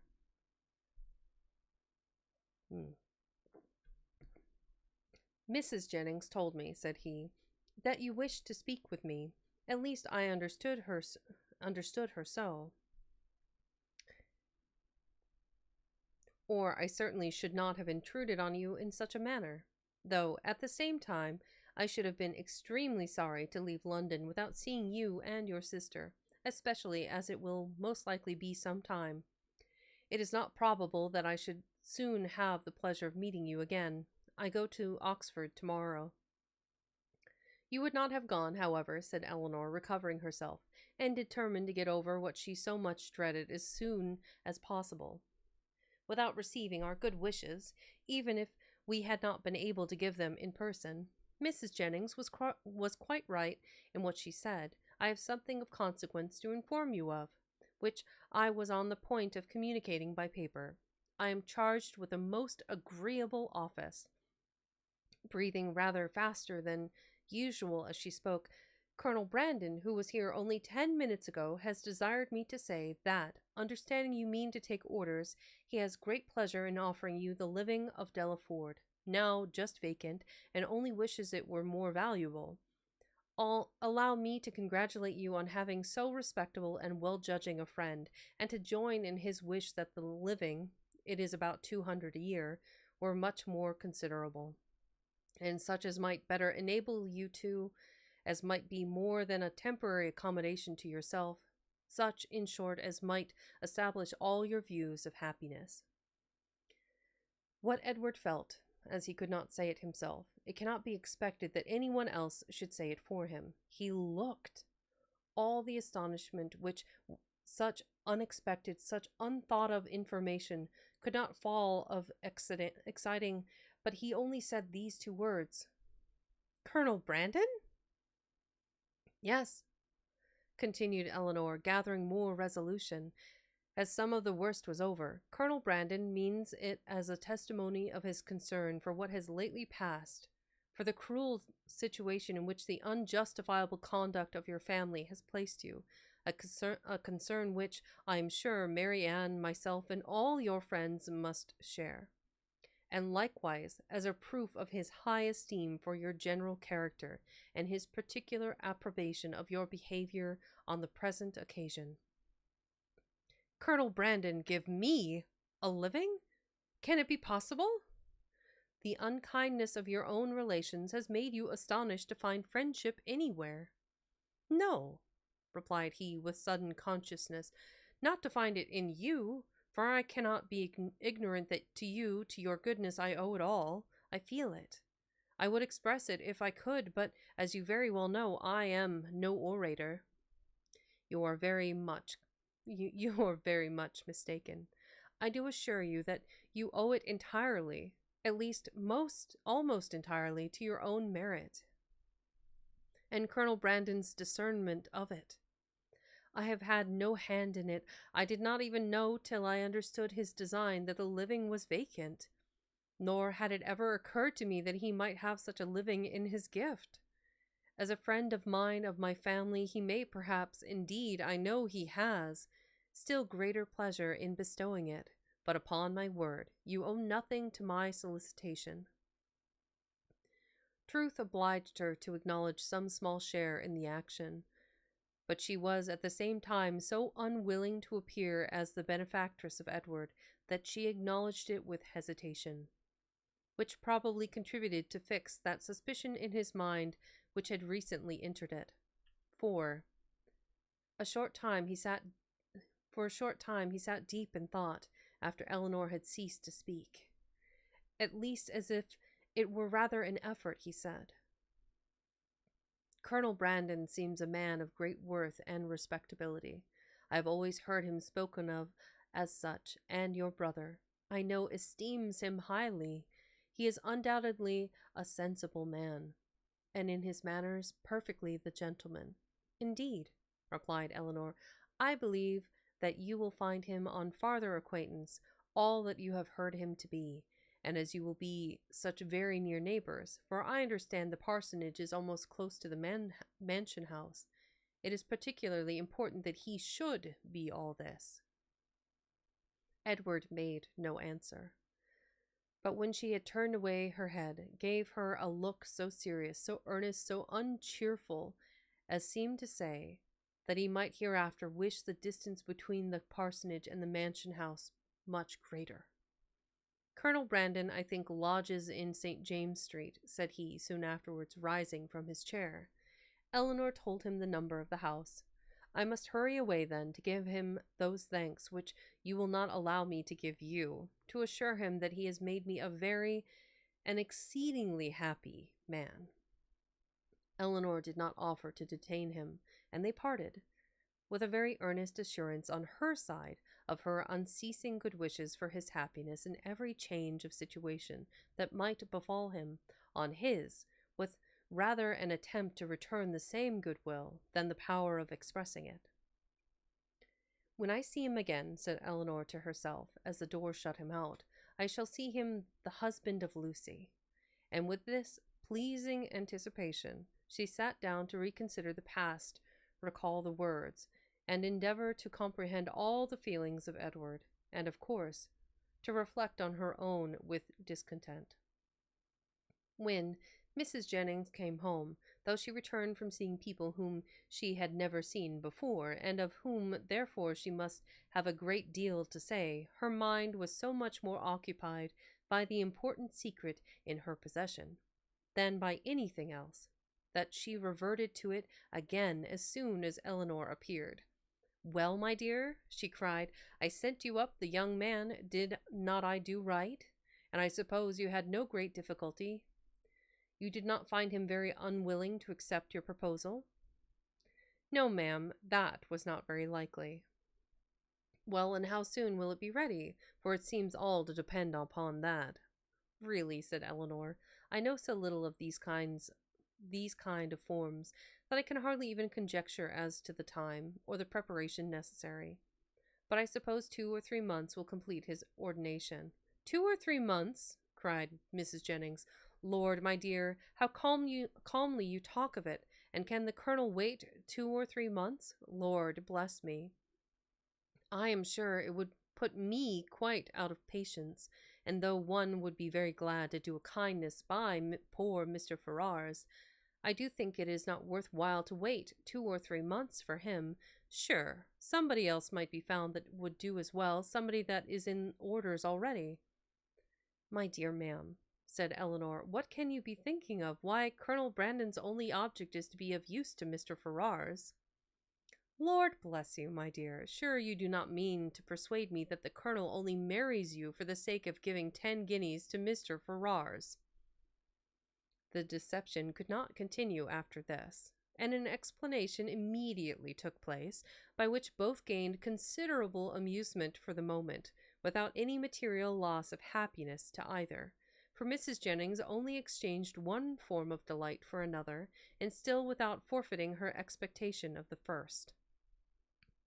Aye, the parsonage is but a small one, said she, after the first ebullition of surprise and satisfaction was over, and very likely may be out of repair. But to hear a man apologizing, as I thought, for a house that, to my knowledge, has 5 sitting rooms on the ground floor, and I think the housekeeper told me could make up 15 beds. And to you, too, that had been used to live in Barton Cottage, it seemed quite ridiculous. But, my dear, we must touch up the Colonel to do something to the parsonage and make it comfortable for them before Lucy goes to it. But Colonel Brandon does not seem to have any idea of the livings being enough to allow them to marry. The Colonel is a ninny, my dear, because he has 2,000 a year himself. He thinks that nobody else can marry unless... Take my word for it, that if I am alive, I shall be paying a visit at Delaford Parsonage before Michaelmas, and I am sure I shan't go if Lucy ain't there. Eleanor was quite of her opinion as to the probability of their not waiting for anything more. So here we are on to chapter, that would be 41. Just do a little pulse check, see how everybody's doing. Probably pretty good. I am going to take a second to stretch. Big stretch.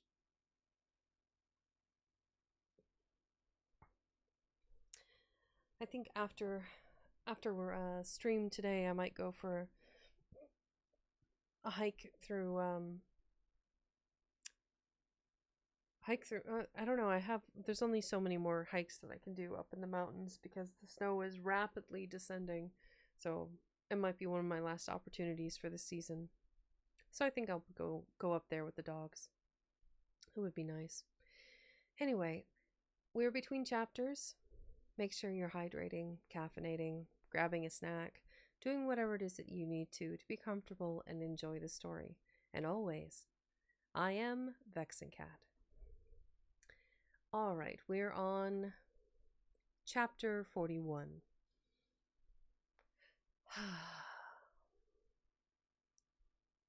Edward, having carried his thanks to Colonel Brandon, proceeded with his happiness to Lucy, and such was the excess of it by the time he reached Bartlett's Buildings that she was able to assure Mrs. Jennings, who called on her again the next day, with her congratulations, that she had never seen him in such spirits before in her life. Her own happiness and her own spirits were at least very certain, and she joined Mrs. Jennings most heartily in her expectation of their being all comfortably together in Delaford Parsonage before Michaelmas. So far was she at the same time from any backwardness to give Eleanor that credit which Edward would give her, that she spoke of her friendship for them both with the most grateful warmth, was ready to own all their obligation to her, and openly declared that no exertion for their good on Miss Dashwood's part, either present or future, would ever surprise her.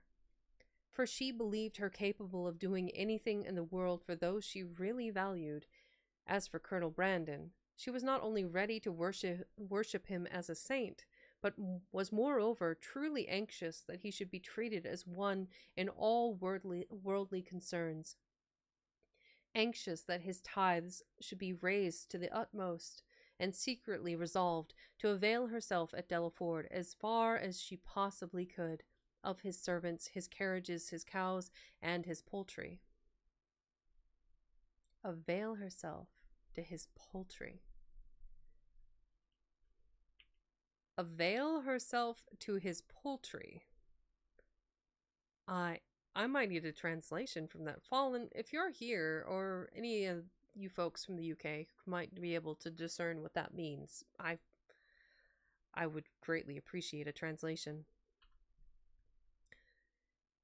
It was now about a week since John Dashwood had called in Berkeley Street, and as since that time no notice had been taken by them of his wife's indisposition beyond one verbal inquiry, Eleanor began to feel it necessary to pay her a visit. This was an obligation, however, which not only which not only opposed her own inclination, but which had not the assistance of any encouragement from her companions. Marianne, not contented with absolutely refusing to go herself, was very urgently, oh my god, oh my god, no way, Higara, what have you done? um, uh, um, I, wow, thank you. Oh my goodness. I don't even know what to say. Clearly, you just brought in like a whole moving van of like past due books or something. 20 gifted subs. Wow. Just wow. I think that's the highest hype train I've ever seen ever for this channel. Thank you profusely from the bottom of my heart. Thank you. I feel bad if we had if you had done that in September, at least you would have gotten a return for, oh my god. Somebody passed your books, I swear. Oh my goodness. Thank you. Thank you so much for I just the hype train. I can't, that is a new high for the channel, and it all in one go. You've set the bar so high. Thank you. From the very bottom of my heart, thank you very, very much. That goes a long way to supporting this channel and what I'm doing. And I'm shook. Thank you. Thank you very much. And to all of you wonderful individuals that received one of his gifted subs. Tired Salary Mac, Mr. Wild, Melina, Espen VT, the Tea Turtle, awesome. Suxzujak, Xylon, and thank you, Happy, for this, for the pities. Thank you. Blitzgasher, Otra, Manny, Starlink, Scarlet Violet, Quails, Maxo, Max, Lakenoscopy, Crypto, Omnibus, Brem MC. I hope all of you get to enjoy your emotes. Thank you very much for, and Melina, enjoy your sub. That's just wow. And now Fallen, what are you guys doing? What is this? We're mid-chapter. This is crazy. Thank you. Thank you, Fallen, for the biddies. Happy, thank you for the biddies. Higara, 20 subs. Thank you. Thank all of you for supporting what I'm doing. Maybe this luck will rub off on me and I'll get positive news back from that VTuber group that I want to join. My goodness. Yeah. I have completely lost where I was in this chapter. Yeah. We're here now. The error 404, vexing, has stopped working. Maybe I should make that a redeem. Like I will write that down. Well, I have a really nice like error 404 error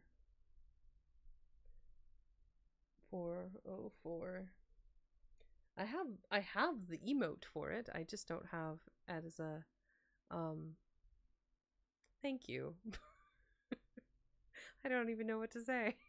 Just thanks. Yeah, I have that emote. I shall just make a big version of that and just like maybe plaster it right over my forehead. Just like error. My goodness. Okay. Yeah, we're on to chapter 41 somewhere.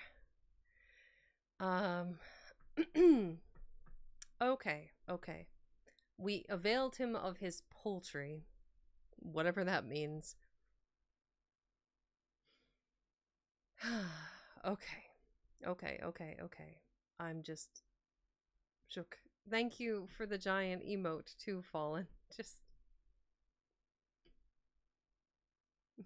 Continue the story, please. Okay, I'll try. It was now about a week since John Dashwood had called in Berkeley Street, and as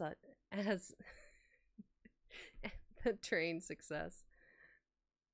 Thank you. My goodness. Oh, wow, that's kind of a cool emote. I haven't seen that one before. It's like a, behold this! It's a great emote, to be fair. All right. It was now about a week since John Dashwood had called in Berkeley Street, and since that time no notice had been taken by them of his wife's indisposition, beyond one verbal inquiry. Eleanor began to feel it necessary to pay her a visit. This was an obligation, however, which not only opposed her own inclination, but which had not the assistance of any encouragement from her companions. Marianne, not contented with absolutely refusing to go herself, was very urgent to prevent her sister's going at all, and Mrs. Jennings, though her carriage was always at Eleanor's service, so very much disliked Mrs. John Dashwood that not even her curiosity to see how she looked after the late discovery, nor her strong desire to affront her by taking Edward's part, could overcome her unwillingness to be in her company again. The consequence was that Eleanor set out by herself to pay a visit, for which no one... Melina_The just followed. Ah, thank you, Melina. Thank you for the follow. The consequence was that Eleanor... Oh, man. The consequence was that Eleanor set out by herself to pay a visit, for which no one could really have less inclination, and to run the risk of a tete-a-tete with a woman whom neither of the others had so much reason to dislike. Mrs. Dashwood was denied, but before the carriage could turn from the house, her husband accidentally came out. He expressed great pleasure in meeting Eleanor, told her that he had been just going to call in Berkeley Street, and assuring her that Fanny would be very glad to see her, invited her to come in. They walked upstairs into the drawing-room. Nobody was there. Fanny is in her own room, I suppose, said he. I will go to her presently, for I am sure she will not have the least objection in the world to seeing you. Very far from it, indeed. Now, especially, there cannot be, but however, you and Marianne were always great favourites. Why would not Marianne come? Eleanor made what excuse she could for her. I am not sorry to see you alone, he replied, for I have a good deal to say to you. This living of Colonel Brandon's, can it be true? Has he really given it to Edward? I heard it yesterday by chance, and was coming to you on purpose to inquire farther about it. You know, honestly, John Dashwood is a bit of a twat as well, and a bit of a nosy Nelly too.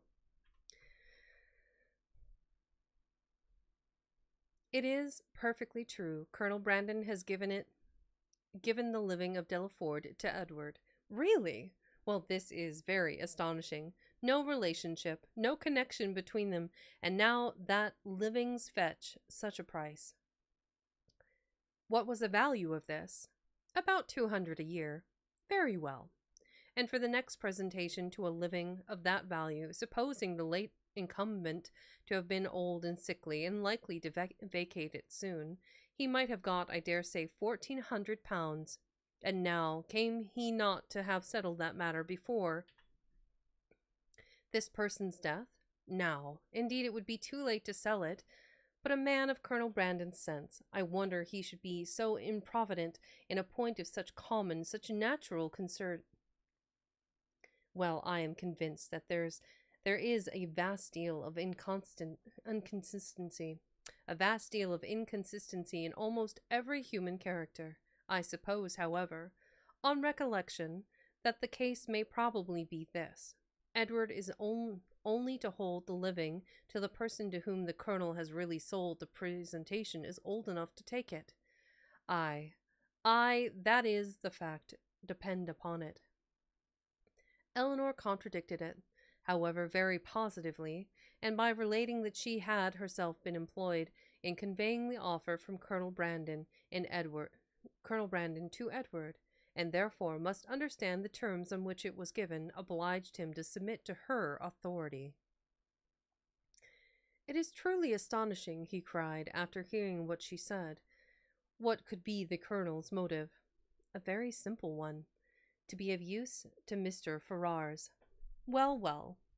Whatever Colonel Brandon may be, Edward is a very lucky man. You will not mention the matter to Fanny, however, for though I have broke it to her, and she bears it vastly well, she will not like to hear it much talked of." Eleanor had some difficulty here to refrain from observing that she thought Fanny might have borne with composure an acquisition of wealth to her brother, by which neither she nor her child could be possibly impoverished. "Mrs. Ferrars," added he, lowering his voice to the tone becoming so important a subject, "knows nothing about it at present, and I believe it will be best to keep it entirely concealed from her as long as may be. When the marriage takes place, I fear she may hear of it all. But why should such precaution be used? Though it is not to be supposed that Mrs. Ferrars can have the smallest satisfaction in knowing that her son has money enough to live upon.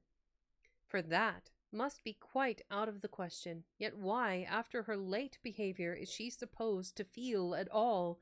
She has done with her son. She has cast him off for ever, and has made all those over whom she had any influence cast him off likewise. Surely, after doing so, she cannot be imagined liable to any impression of sorrow or of joy on his account. She cannot be interested in anything that befalls him. She would not be so weak as to throw away the comfort of a child and yet retain the anxiety of a parent."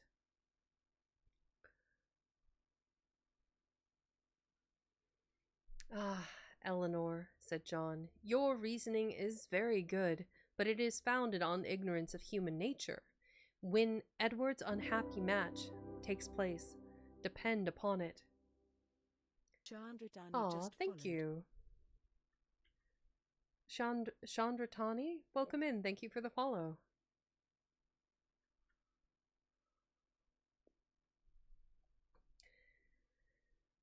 "When Edward's unhappy match takes place, depend upon it, his mother will feel as much as if she had never discarded him, and therefore every circumstance that may accelerate that dreadful event must be concealed from her as much as possible. Mrs. Ferrars can never forget that Edward is her son." "You surprise me. I should think it must nearly have escaped her memory by this time. You wrong her exceedingly. Mrs. Ferrars is one of the most affectionate mothers in the world." Eleanor was silent. "We think now," said Mr. Dashwood, after a short pause, "of Robert's marrying Miss Morton." Eleanor, smiling at the grave and decisive importance of her brother's tone, calmly replied, "The lady, I suppose, has no choice in the affair." "Choice? How do you mean?" "I only mean that I suppose from your manner of speaking it must be the same to Miss Morton whether she marry Edward or Robert." "Certainly there can be no difference, for Robert will now to all intents and purposes be considered as the eldest son, and as to anything else they are both very agreeable young men. I do not know that one is superior to the other." For those of you not aware, Robert, the younger brother, is a coxcomb and a bit of a what's the word? A rake. That's the word. Eleanor said no more, and John was also for a short time silent. His reflections ended thus: "Of one thing, my dear sister," kindly taking her hand and speaking in an awful whisper, "I may assure you, and I will do it, because I know it must gratify you. I have good reason to think, indeed, I have it from the best authority, or I should not repeat it.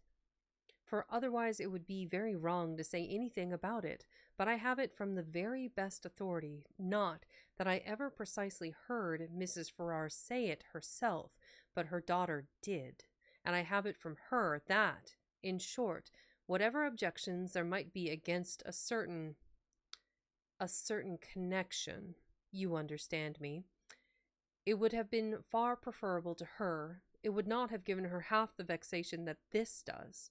I was exceedingly pleased to hear that Mrs. Ferrars considered it in that light, a very gratifying circumstance, you know, to us all. It would have been beyond comparison, she said, the least evil of the two, and she would be glad to compound now for nothing worse. But, however, all that is quite out of the question, not to be thought of or mentioned as to any attachment, you know. It never could be. All that is gone by. But I thought I would just tell you of this, because I knew how much it must please you. Not that you have any reason to regret, my dear Eleanor. There is no doubt of your doing exceedingly well.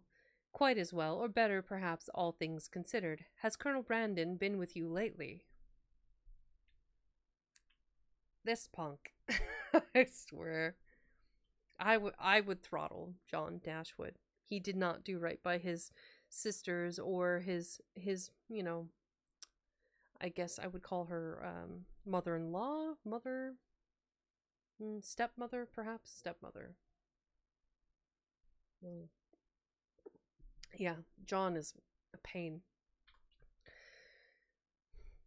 Eleanor had heard enough, if not to gratify her vanity and raise her self-importance, to agitate her nerves and fill her mind, and she was therefore glad to be spared from the necessity of saying much in reply herself, and from the danger of hearing anything more from her brother, by the entrance of Mr. Robert Ferrars. And after a few moments' chat, John Dashwood, recollecting that Fanny was yet uninformed of his sister being there, quitted the room in quest of her. And Eleanor was left to improve her acquaintance with Robert, who, by the gay unconcern, the happy self-complacency of his manner, while enjoying so unfair a division of his mother's love and liberality to the prejudice of his banished brother, earned only by his own dissipated course of life, and that brother's integrity was confirming her most unfavourable opinion of his head and heart. They had scarcely been 2 minutes by themselves before he began to speak of Edward, for he too had heard of the living and was very inquisitive on the subject. Eleanor repeated the particulars of it as she had given them to John, and their effect on Robert, though very different, was not less striking than it had been on him. He left most immoderately. The idea of Edward's being a clergyman and living in a small parsonage house diverted him beyond measure.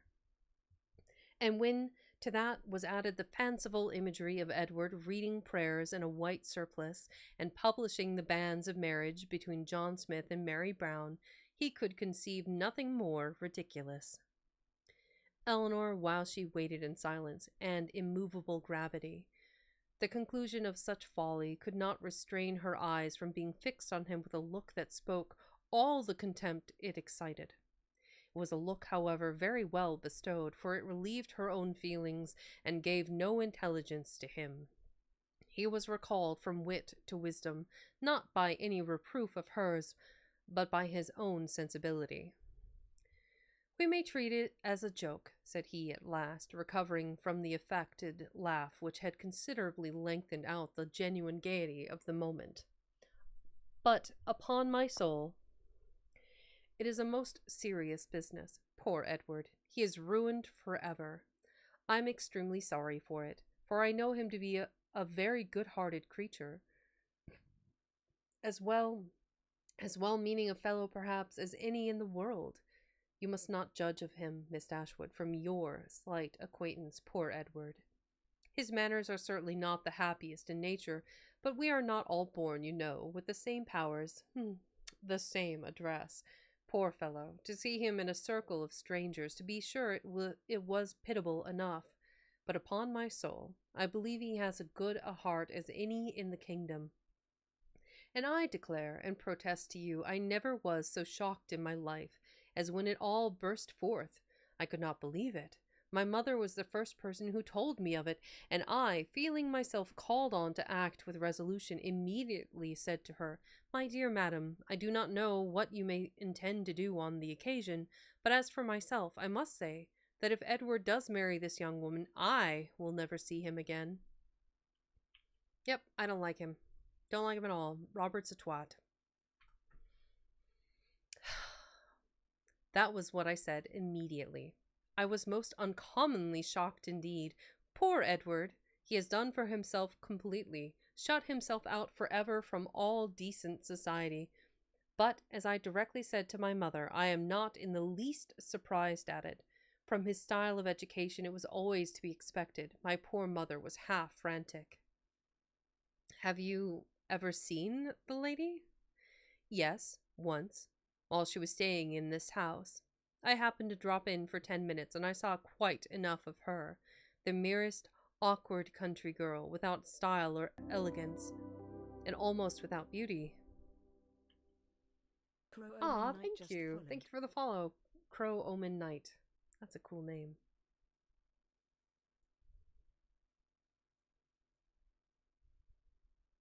Let's see. Put that over there. There we go. There we go. Da-da-da-da. The merest awkward country girl, without style or elegance, and almost without beauty. I remember her perfectly. Just the kind of girl I should suppose likely to captivate poor Edward. I offered immediately, as soon as my mother related the affair to me, to talk to him myself, and dissuade him from the match. But it was too late then. I found to do anything, for unluckily I was not in the way at first, and knew nothing of it till after the breach had taken place, when it was not for me, you know, to interfere. But had I been informed of it a few hours earlier, I think it most probable that something might have been hit on. I certainly should have represented it to Edward in a very strong light. My poor fellow. My dear fellow, I should have said, consider what you are doing. You are making a most disgraceful connection, and such a one as your family are unanimous in disapproving. I cannot help thinking, in short, that means might have been found, but now it is all too late. He must be starved, you know. That is certain, absolutely starved. He had just settled this point with great composure when the entrance of Mrs. John Dashwood put an end to the subject. But though she never spoke of it out of her own family, Eleanor could see its influence on her mind in the something like confusion of countenance with which she entered, and an attempt at cordiality in her behavior to herself. She even proceeded so far as to be concerned to find that Eleanor and her sister were so soon to leave town, as she had hoped to see more of them, an exertion in which her husband, who attended her into the room and hung enamored over her accents, seemed to distinguish everything that was most affectionate and graceful. Hey Mara, welcome in. Haven't seen you in a minute. I hope you're doing well. Yes, indeed, the perplexing feline. Meow. That's me, the vexing cat. I think I shall read one more chapter. We have, I believe, enough time to do that, and then at least a couple minutes to find another reader to dive into. So, we are between chapters, so a good stretch. Unbanana, no banana. Unbanana yourselves. Today has been a very vexing day. I'm people were throwing biddies at me, and people, like, I had a Prime sub and multiple gifted subs. Sagara went off today. I am shooketh. I'm still reeling. It's been a whole chapter, and I'm still like, what? how did we get here? I don't know. I tell you what though, if we get up to 115 subs, then yeah, I'll be able to unlock some more emotes that I have staged and set by. Remembering trying to read Jane Austen's first book, and something about it made Mara drop it. Which one was it? It wasn't Sense and Sensibility. It might have been her lexicon is pretty verbose, I'm not gonna lie. The way she writes too is kind of purple and flowery and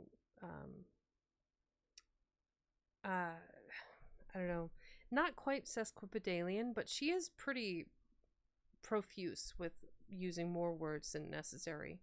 And what is it? Perturbation is probably the word. If I went through and counted the times that that word has been used, I would be curious to see if it's at least a dozen by now. Perturbation.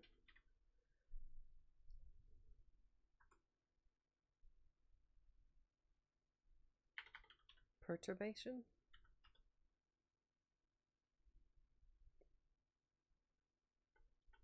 I don't know. I'll find the word again. It's been in the book multiple times. But we are on to chapter 42, which will be the last chapter for today. And then we will see you guys on Sunday for the end of Sense and Sensibility. So that way we can start afresh next week with all things spooky and dark and spicy. And by spicy, I mean like cinnamon and nutmeg because, you know, fall. Anyway, thank you all for listening to me ramble. Let's go ahead and get started with the next chapter.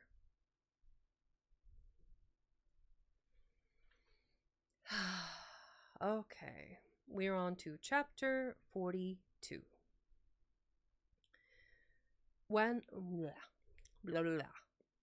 One other short call in Harley Street, in which Eleanor received her brother's congratulations on their traveling so far towards Barton without any expense, and on Colonel Brandon's being to follow them to Cleveland in a day or two, completed the intercourse of the brother and sisters in town.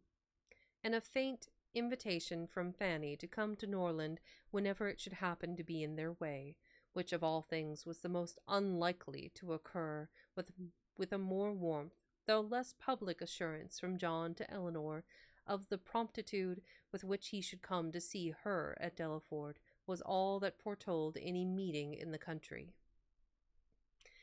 So it cost her nothing to make the offer because there would be no expense to have them, like they wouldn't be out any funds to have them come to see them. So it was vague, but it put all the onus onto Eleanor, her mother, Marianne, and their baby sister to be the ones to make the effort and pay the money to go to see them. So it seems incredibly unlikely, given their circumstance, that would ever happen. Fanny is probably the worst. Mrs. Ferrars is pretty bad, but Fanny, like Mrs. John Dashwood, Fanny, or Frances, is easily the most evil character, I think. Though, admittedly, Willoughby knocking up Colonel Brandon's niece, and also putting it into Marianne's head that he would marry her, and then putting her off just so he could marry a woman that is super, super rich, is just... yeah. Willoughby is a villain. Fanny is just a terrible person.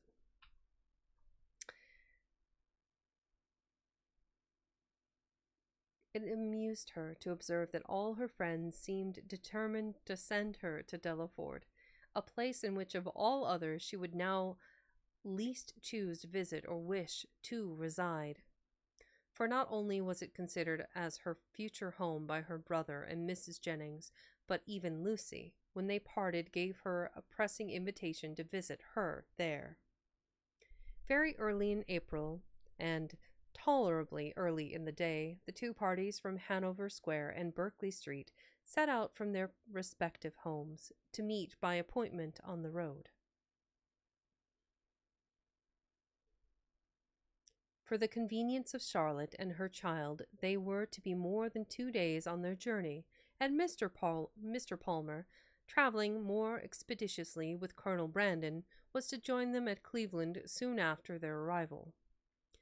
Marianne, few as had been her hours of comfort in London, and eager as she had long been to quit it, could not, when it came to the point, bid adieu to the house in which she had for the first time enjoyed those hopes and the confidence in Willoughby, which were now extinguished forever, without great pain.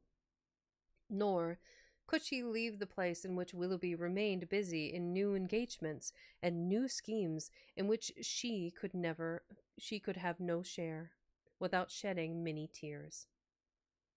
Eleanor's satisfaction at the moment of removal was more positive. She had no such object of her lingering thoughts to fix on. She left no creature behind from whom it would give her a moment's regret to be divided forever. She was pleased to be free herself from the persecution of Lucy's friendship. She was grateful for bringing her sister away unseen by Willoughby since his marriage, and she looked forward with hope to what a few months of tranquillity at Barton might do towards restoring Marianne's peace of mind and confirming her own. Their journey was safely performed. The second day brought them into the cherished or the prohibited county of Somerset, for as such was it dwelt on by turns in Marianne's imagination, and in the forenoon of the third they drove up to Cleveland. Cleveland was a spacious, modern-built house, situated on a sloping lawn. It had no park, but the pleasure grounds were tolerably extensive, and like every other place of the same degree of importance, it had its open shrubbery and closer wood walk. A road of smooth gravel, winding round a plantation, led to the front. The lawn was dotted over with timber. The house itself was under the guardianship of the fir, the mountain ash, and the acacia, and a thick screen of them altogether, interspersed with tall Lombardy poplars, shut out the offices. Marianne entered the house with an heart. What? Marianne entered the house with an heart swelling with emotion, from the consciousness of being only 80 miles from Barton, and not 30 from Combe Magna, and before she had been 5 minutes within its walls, while the others were busily helping Charlotte shoe her child to the housekeeper.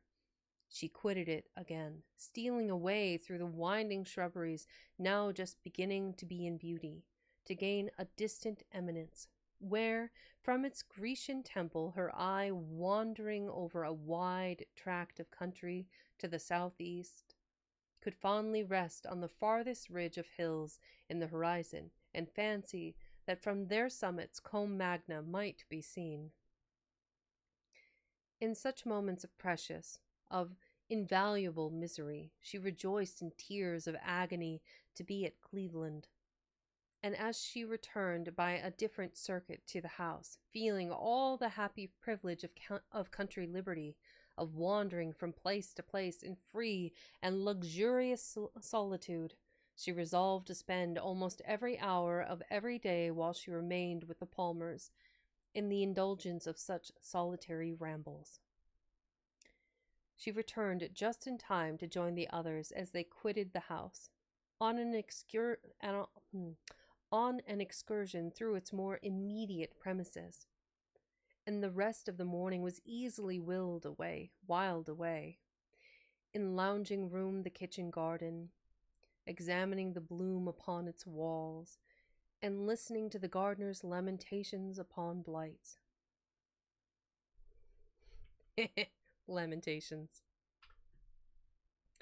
In dawdling through the greenhouse, where the loss of her favorite plants, unwarily exposed and nipped by the lingering frost, raised the laughter of Charlotte, and in visiting her poultry yard, where, in the disappointed hopes of her dairymaid, by hens forsaking their nests or being stolen by a fox, or in the rapid decease of a promising young brood, she found fresh sources of merriment.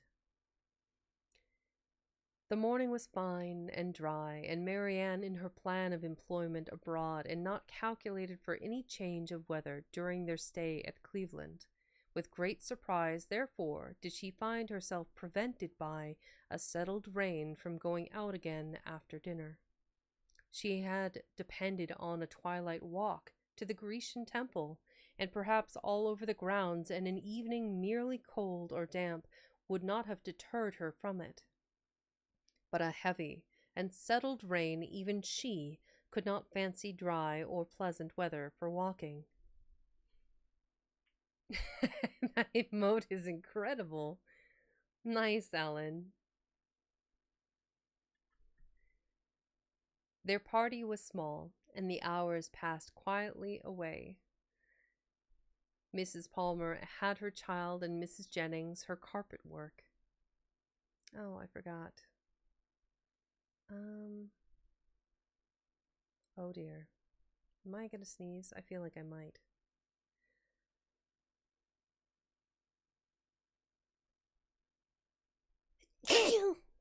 Oh gosh. Woo! My goodness. Okay. All right. Thank you for the biddies, by the way, Alan. Gesundheit. Yes. Oh my goodness. Their party was small, and the hours passed quietly away. Thank you, Chandratani. Mrs. Palmer had her child, and Mrs. Jennings her carpet work. They talked of the friends they had left behind, arranged Lady Middleton's engagements, and wondered whether Mr. Palmer and Colonel Brandon would get farther than reading that night. Eleanor, however, little concerned in it, joined in their discourse, and Marianne, who had the knack of finding her way in every house, to the library. Amazing. I'm genuinely surprised. However, it might be avoided by the family in general, soon procured herself a book. Nothing was wanting on Mrs. Palmer's side. That constant and friendly good humor could do to make them feel themselves welcome. The openness and heartiness of her manner more than atoned for that want of recollection and elegance which made her often deficient in the forms of politeness. Her kindness, recommended by so pretty a face, was engaging. Her folly, though evident, was not disgusting, because it was not conceited. And Eleanor could have forgiven everything but her laugh. The two gentlemen arrived the next day to a very late dinner, affording a general pleasant enlargement of the party, and a very welcome variety to their conversation, which a long morning of the same continued rain had reduced very low.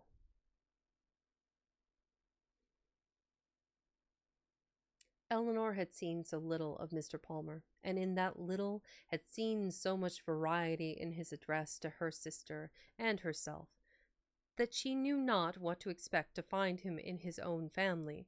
She found him, however, perfectly the gentleman in his behavior to all his visitors, and only occasionally rude to his wife and her mother.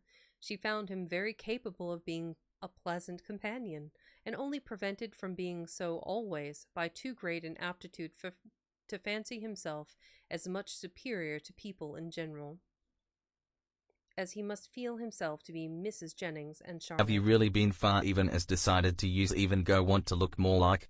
Call 985-655-2500 inside the details for go further and even more decided to use. You can really be far as decided twice as much to use and go wish for it. When you decide far even want to use and go want then get really part even as decided to use and look more like and go after. It's just common sense. Apply today.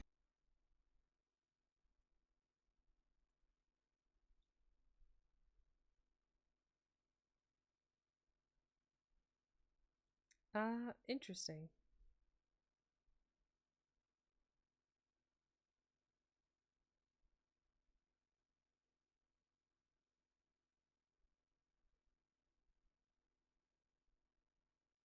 Huh. Okay.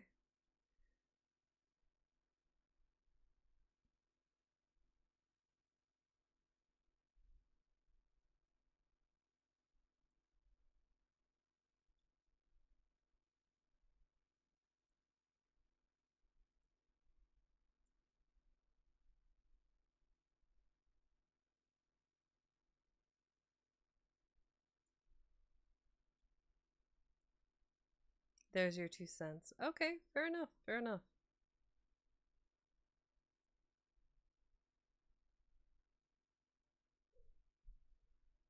So let me read that again.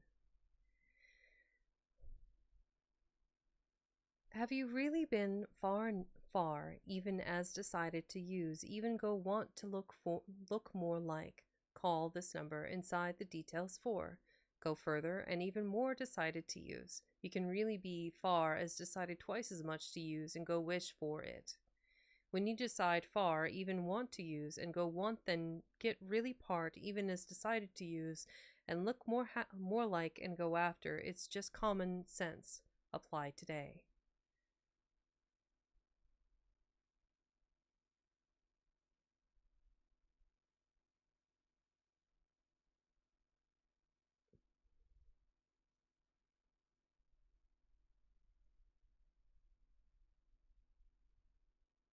Me. What? ¿Por qué? I do not know. All right. Thank you for the gigantify, though. That was very nice. I do not know what all of that means, Alan, but thank you.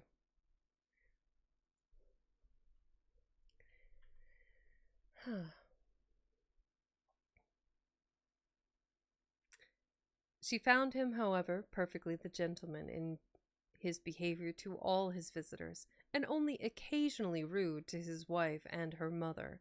She found him very capable of being a pleasant companion, and only prevented from being so always by too great an aptitude to fancy himself as much superior to people in general, as he must feel himself to be to Mrs. Jennings and Charlotte. For the rest of his character and habits, they were marked, as far as Eleanor could perceive, with no traits at all unusual in his sex and time of life. He was nice in his eating, uncertain in his hours, fond of his child, though affecting to slight it, and idled away the mornings at billiards, which ought to have been devoted to business. She liked him, however, upon the whole, much better than she had expected, and in her heart was not sorry that she could like him no more, not sorry to be driven by the observation of his epicureanism, his selfishness, and his conceit, to rest with complacency on the remembrance of Edward's generous temper, simple taste, and diffident feelings. Of Edward, or at least of some of his concerns, she now received intelligence from Colonel Brandon, who had been into Dorsetshire lately, and who, treating her at once as the disinterested friend of Mr. Ferrars and the kind confidant of himself, talked to her a great deal of the parsonage at Delaford, described its deficiencies, and told her what he meant to do himself towards removing them. His behaviour to her in this as well as in every other particular, his open pleasure in meeting her after an absence of only 10 days, his readiness to converse with her, and his deference for her opinion, might very well justify Mrs. Jennings' persuasion of his attachment, and would have been enough, perhaps, had not Eleanor still, as from the first, believed Marianne his real favourite, to make her suspect it herself. But it was, Such a notion had scarcely ever entered her head except by Mrs. Jennings' suggestion, and she could not help believing herself the nicest observer of the two. She watched his eyes, while Mrs. Jennings thought only of his behavior. And while his looks of anxious solicitude on Marianne's feelings in her head and throat, the beginning of an heavy cold, because unexpressed by words, entirely escaped the latter lady's observation. She could discover in them the quick feelings and needless alarm of a lover. 2 delightful twilight walks on the 3rd and 4th evening of her being there, not merely on the dry gravel of the shrubbery, but all over the grounds, and especially in the most distant parts of them, where there was something more of wildness than in the rest, where the trees were the oldest and the grass was the longest and wettest, had assisted by the still greater imprudence of sitting in her wet shoes and stockings, given Marianne a cold so violent, as though for a day or two trifled with or denied would force itself by increasing ailments on the concern of everybody and the notice of herself. Aw, thank you for the follow.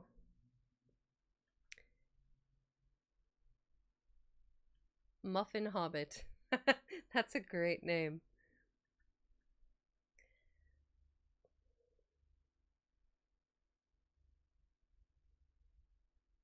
Given Marianne a cold so violent, as though for a day or two trifled with or denied would force itself by increasing ailments on the concern of everybody and the notice of herself. Prescriptions poured in from all quarters, and, as usual, were all declined, though heavy and feverish. With a pain in her limbs, a cough, and a sore throat, a good night's rest was to cure her entirely, and it was with difficulty that Eleanor prevailed on her when she went to bed to try 1 or 2 of the simplest of the remedies. Well, on that note, so that was... we're on to that.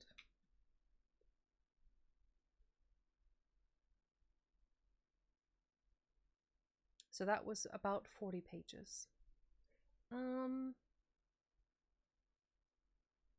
You know, because Muffin Hobbit happened to hop in, I'm going to read 1 more chapter. Uno mas!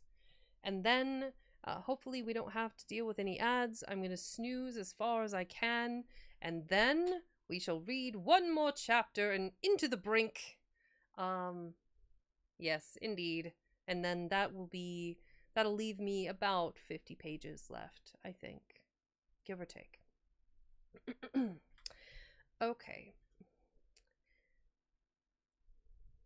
As a friendly reminder, and to our new friend and Librophile, Muffin Hobbit, make sure to hydrate, caffeinate, grab a snack, and do whatever you need to relax and enjoy the story. We continue with Sense and Sensibility, Chapter 43. Marianne got up the next morning at her usual time. To every inquiry replied that she was better, and tried to prove herself so by engaging in her customary employments. But a day spent in sitting shivering over the fire with a book. Sorry, the dog is barking. It must be the mailman. Give it a moment. You may hear the lamentations of their people. How they have been wronged. That the line of huskies continues on into existence forever. And that no slight will ever be rectified. Yes.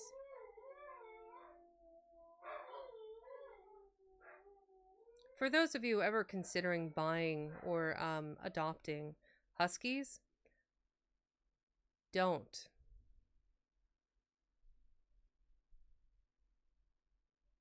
I think we're in good shape. Okay.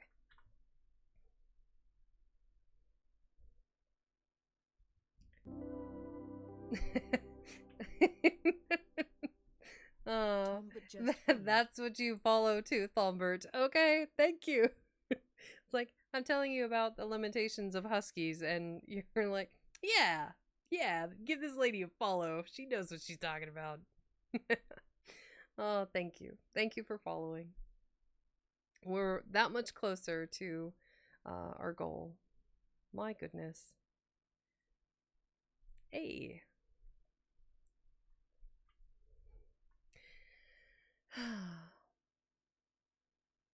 I'll start at the beginning again because I completely lost where I was. Marianne got up the next morning at her usual time. To every inquiry replied that she was better, and tried to prove herself so by engaging in her customary employments. But a day spent in sitting shivering over the fire with a book in her hand, which she was unable to read, or in lying, weary and languid on a sofa, did not speak much in favor of her amendment.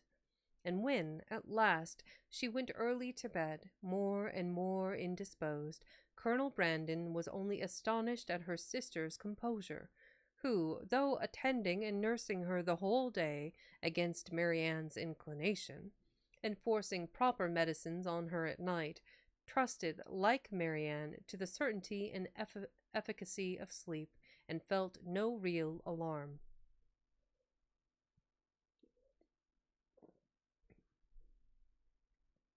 A very restless and feverish night, however, disappointed the expectation of both. And when Marianne, after persisting in rising, confessed herself unable to sit up, and returned voluntarily to her bed, Eleanor was very ready to adopt Mrs. Jennings' advice of sending for the Palmers' apothecary. He came, examined his patient, and though encouraging Miss Dashwood to expect that a very few days would restore her sister to health, yet by pronouncing her disorder to have a putrid tendency, and allowing the word infection to pass his lips, gave instant alarm to Mrs. Palmer on her baby's account. Duskane, welcome in. Hey. Duskane is another, variety, but reading is definitely an area of consequence for Duskane. Welcome in. I think I saw your content a few weeks ago, so it's nice to see you in and say hi. And thank you for the raid. Give you guys a shout out. You guys should check out Duskane. They have a really cool model too. I like. Let's see if we can grab a quick.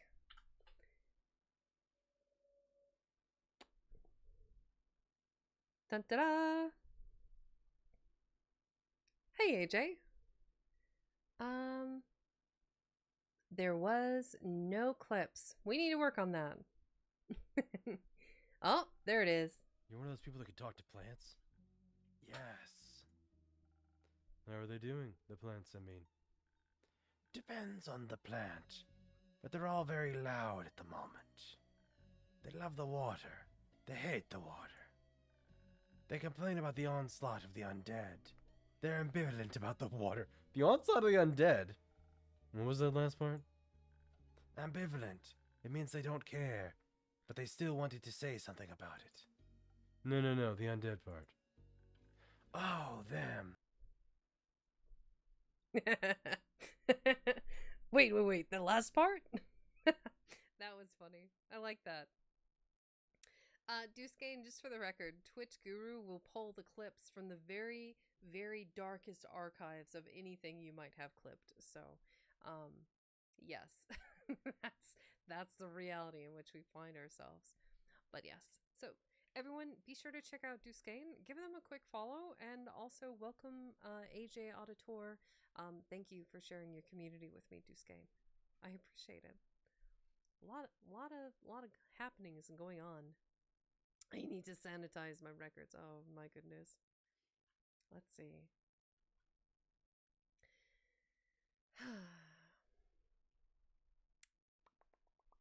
where were we? We were. Yes. Mrs. Jennings, who had been inclined from the first to think Marianne's complaint more serious than Eleanor, now looked very grave on Mr. Harris's report, and confirming Charlotte's fears and caution, urged the necessity of her immediate removal with her infant. And Mr. Palmer, though treating their apprehensions as idle, found the anxiety and importunity of his wife too great to be withstood. Her departure, therefore, was fixed on, and within an hour after Mr. Harris's arrival she set off, with her little boy and his nurse, for the house of a near relation of Mr. Palmer's, who lived a few miles on the other side of Bath, whither her husband promised, at her earnest entreaty, to join her in a day or two, and whither she was almost equally urgent with her mother to accompany her. Mrs. Jennings, however, with a kindness of heart which made Eleanor really love her, declared her resolution of not stirring from Cleveland as long as Marianne remained ill, and of endeavoring by her own attentive care to supply to her the place of the mother she had taken her from. And Eleanor found her on every occasion a most willing and active helpmate, desirous to share in all her fatigues, and often by her better experience in nursing of material use. Poor Marianne, languid and low from the nature of her malady, and feeling herself universally ill, could no longer hope that tomorrow would find her recovered, and the idea of what tomorrow would have produced, but for this unlucky illness, made every ailment more severe. For on that day they were to have begun their journey home, and attended the whole way by a servant of Mrs. Jennings, were to have taken their mother by surprise on the following forenoon. The little that she said was all in lamentation of the inevitable delay, though Eleanor tried to raise her spirits and make her believe, as she then really believed herself, that it would be a very short one. The next day produced little or no alteration in the state of the patient. She certainly was not better, and except that there was no amendment, did not appear worse.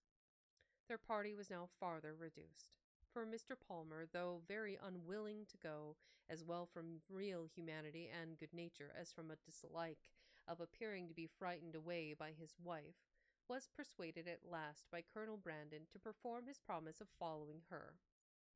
And while he was preparing to go, Colonel Brandon himself, with a much greater exertion, began to talk of going likewise. Here, however, the kindness of Mrs. Jennings interposed most acceptably, for to send the Colonel away while his love was in so much uneasiness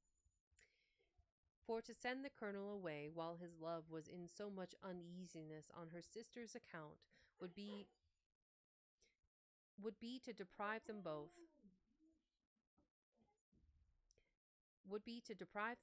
she thought, of every comfort, and therefore, telling him at once that his stay at Cleveland was necessary to herself, that she should want him to play at piquet?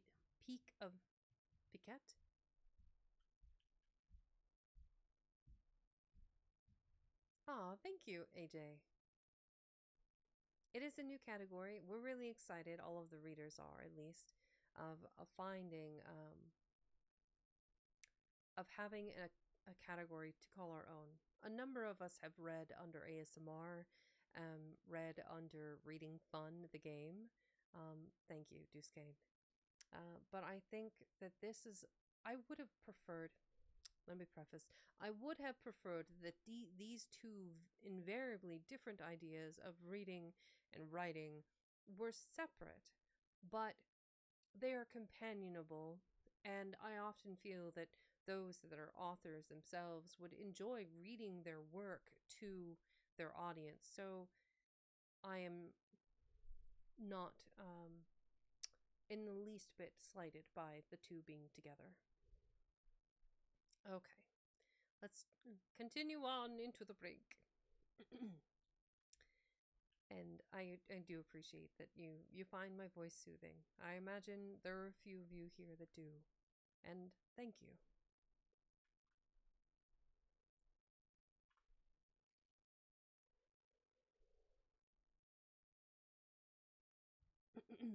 Where was I?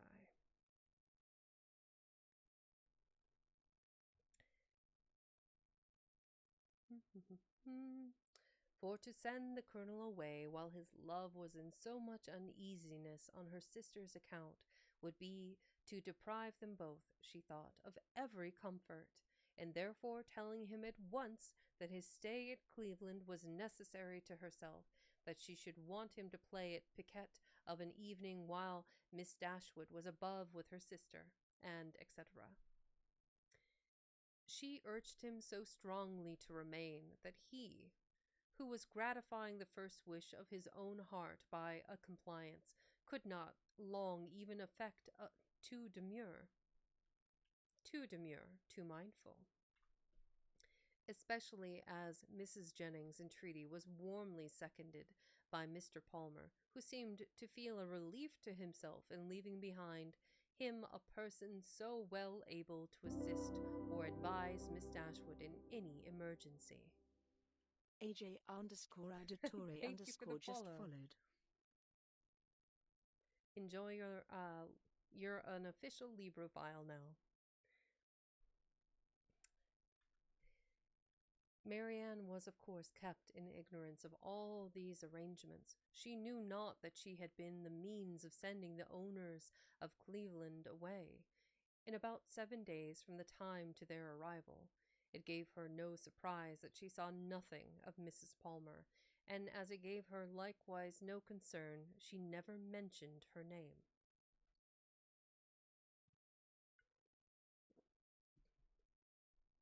"2 days passed away from the time of Mr. Palmer's departure, and her situation continued with little variation the same.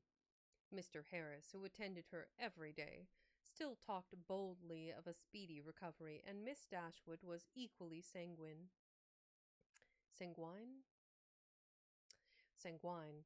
but the expectation of the others was by no means so cheerful. Mrs. Jennings had determined very early in the seizure that Marianne would never get over it, and Colonel Brandon, who was chiefly of use in listening to Mrs. Jennings' forebodings, was not in a state of mind to resist their influence. He tried to reason himself out of fears which the different judgment of the apothecary seemed to render absurd. But the many hours of each day in which he was left entirely alone were but too favorable for the admission of every melancholy idea, and he could not expel from his mind the persuasion that he should see Marianne no more. On the morning of the 3rd day, however, the gloomy anticipations of both were almost done away, for when Mr. Harris arrived, he declared his patient materially better. Her pulse was much stronger, and every symptom more favorable than on the preceding visit.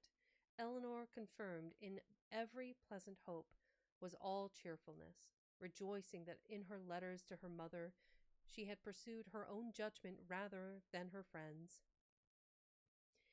in making very light of the indisposition which delayed them at Cleveland, and almost fixing on the time when Marianne would be able to travel.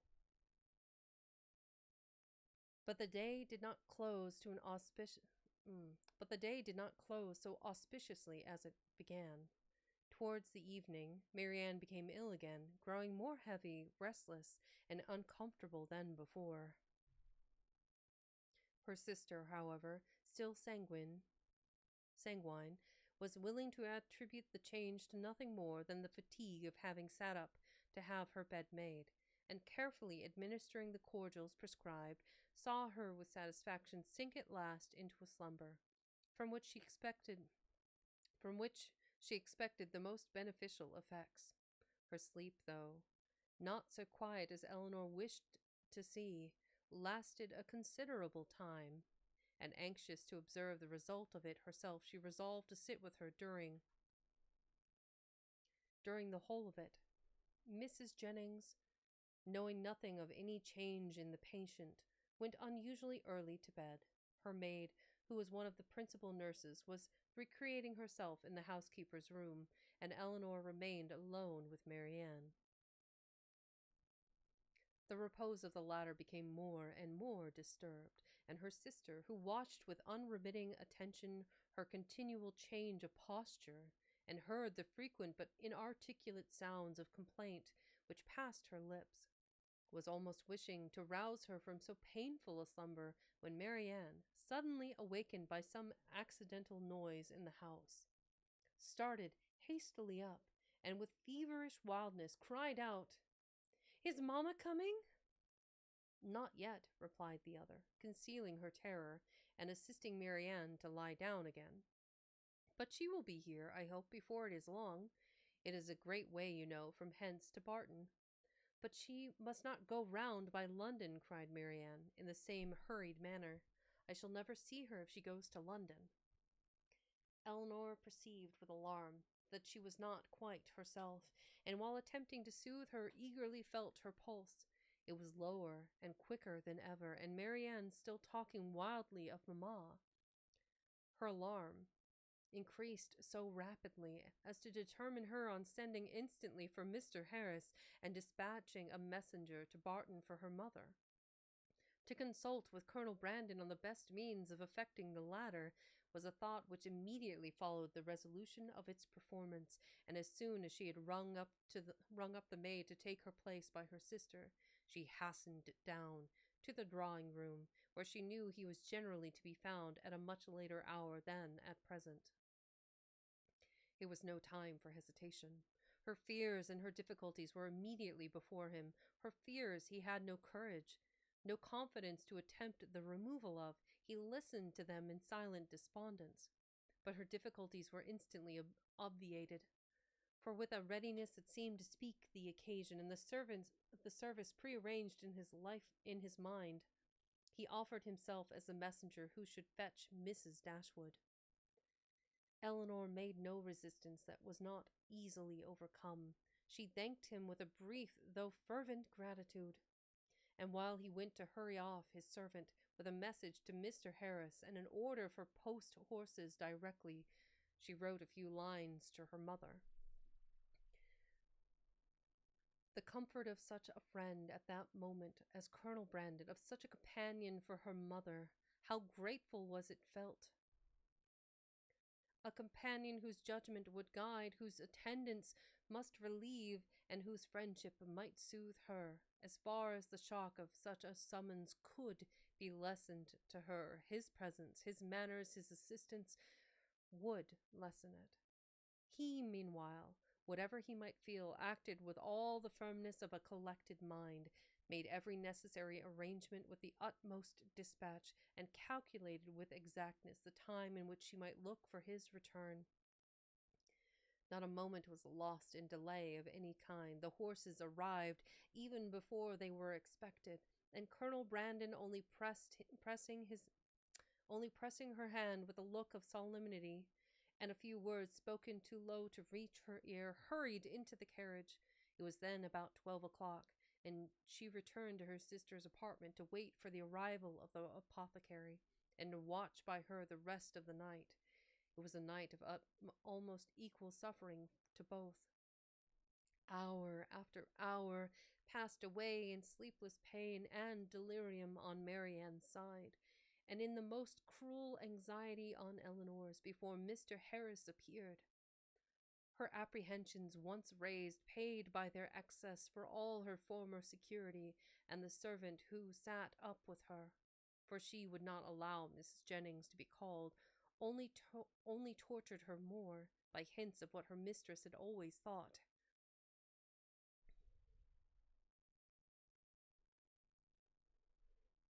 Marianne's ideas were still, at intervals, fixed incoherently on her mother, and whenever she mentioned her name, it gave a pang to the heart of poor Eleanor, who, reproaching herself for having trifled with so many days of illness, and wretched for some immediate relief, fancied that all relief might soon be in vain, that everything had been delayed too long, and pictured to herself her suffering mother arriving too late to see this darling child, or to see her rational. She was on the point of sending again for Mr. Harris, or if he could not come for some other advice, when the former, but not till after 5 o'clock, arrived. His opinion, however, made some little amends for his delay, for though acknowledging a very unexpected and unpleasant alteration in his patient, he would not allow the danger to be material, and talked of the relief which a fresh mode of treatment must procure. I'm not going to get through this chapter before the ad break. I have delayed too long. Okay, let me go ahead and go on the ad break now at the beginning of page 252, and then when we come back, we'll finish the rest of the chapter, and then we can raid out. I was hoping this wouldn't happen, but I miscalculated, so my apologies, everyone. Hang tight. We'll be back in 3 minutes.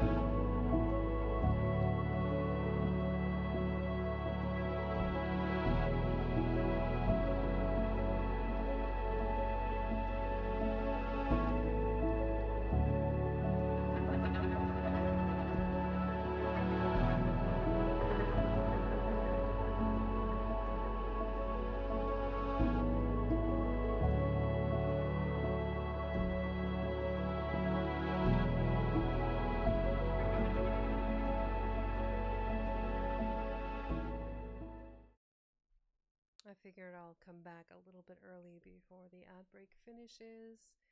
There we go. All right, welcome back, everyone. Sorry for that ad break, but there wasn't really much I could do.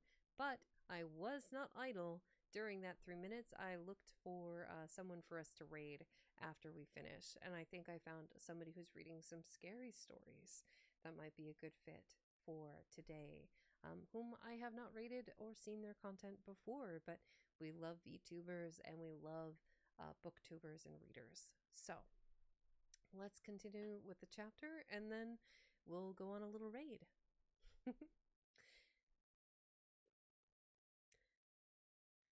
With a confidence which in a lesser degree was communicated to Eleanor, He promised to call again in the course of 3 or 4 hours, and left both the patient and her anxious attendant more composed than he had found them. With strong concern and with many reproaches for not being called to their aid, did Mrs. Jennings hear in the morning of what had passed. Her former apprehensions, now with greater reason restored, left her no doubt of the event.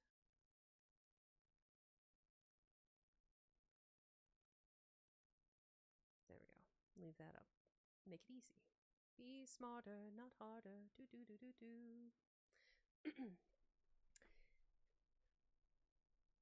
With strong concern and with many reproaches for not being called to their aid, did Mrs. Jennings hear in the morning of what had passed. Her former apprehensions, now with greater reason restored, left her no doubt of the event.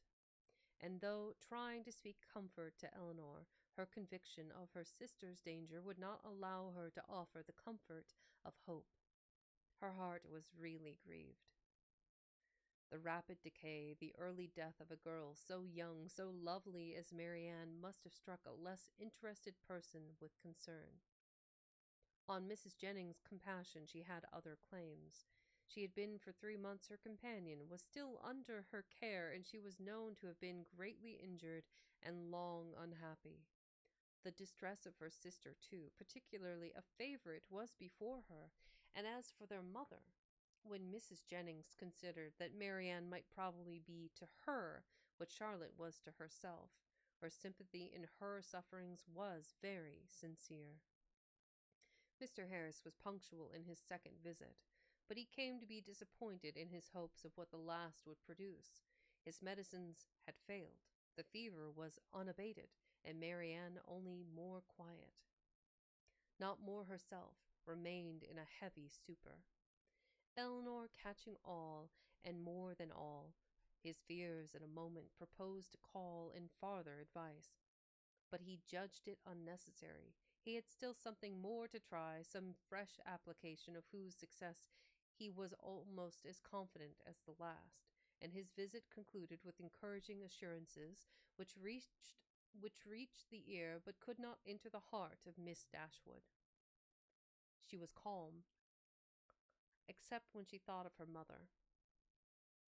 But she was almost hopeless, and in this state she continued till noon, scarcely stirring from her sister's bed, her thoughts wandering from one image of grief, one suffering friend, to another, and her spirits oppressed to the utmost by the conversation of Mrs. Jennings, who scrupled not to attribute the severity and danger of this attack to the many weeks of previous indisposition which Marianne's disappointment had brought on. Eleanor felt all the reasonableness of the idea, and it gave fresh misery to her reflections. About noon, however, she began, but with a caution, a dread of some disappointment, which for some time kept her silent. Even to her friend, to fancy, to hope she could perceive a slight amendment in her sister's pulse, she waited, watched, examined it again and again, and at last, with an agitation more difficult to bury under exterior calmness,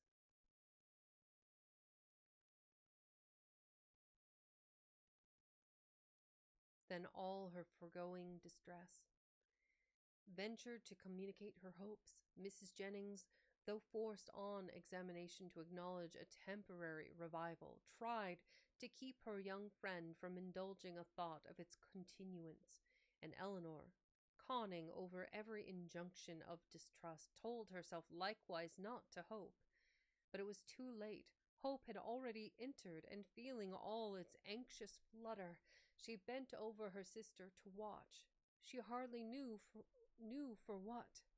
Half an hour passed away, and the favorable symptom yet blessed her. Others even arose to confirm it. Her breath, her skin, her lips, all flattered Eleanor with signs of amendment.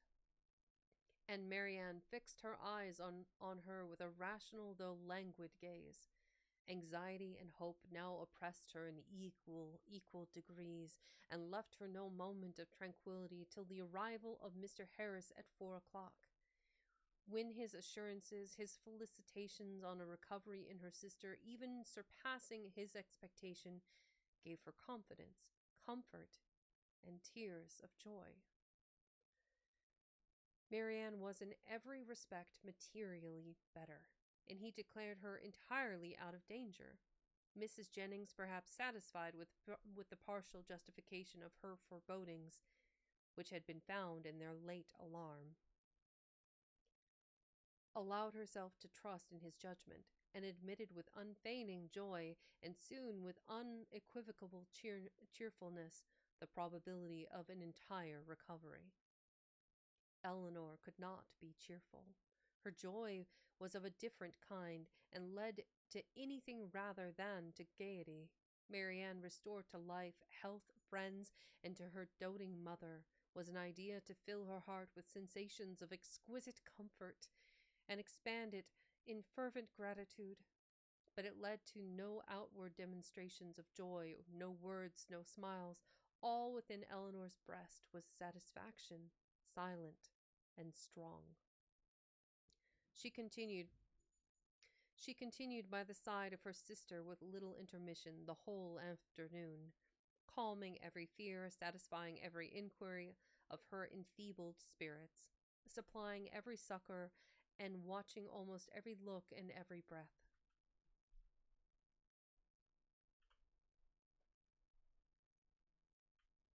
Oh, okay.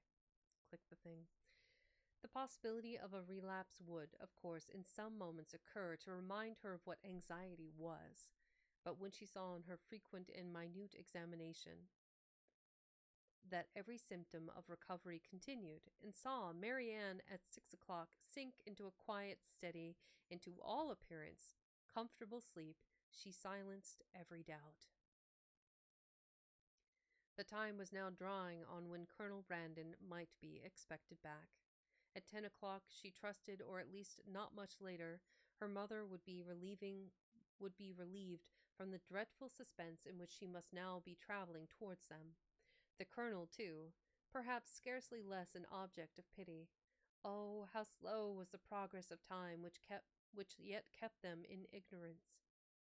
At 7 o'clock, leaving Marianne still sweetly asleep, she joined Mrs. Jennings in the drawing-room to tea.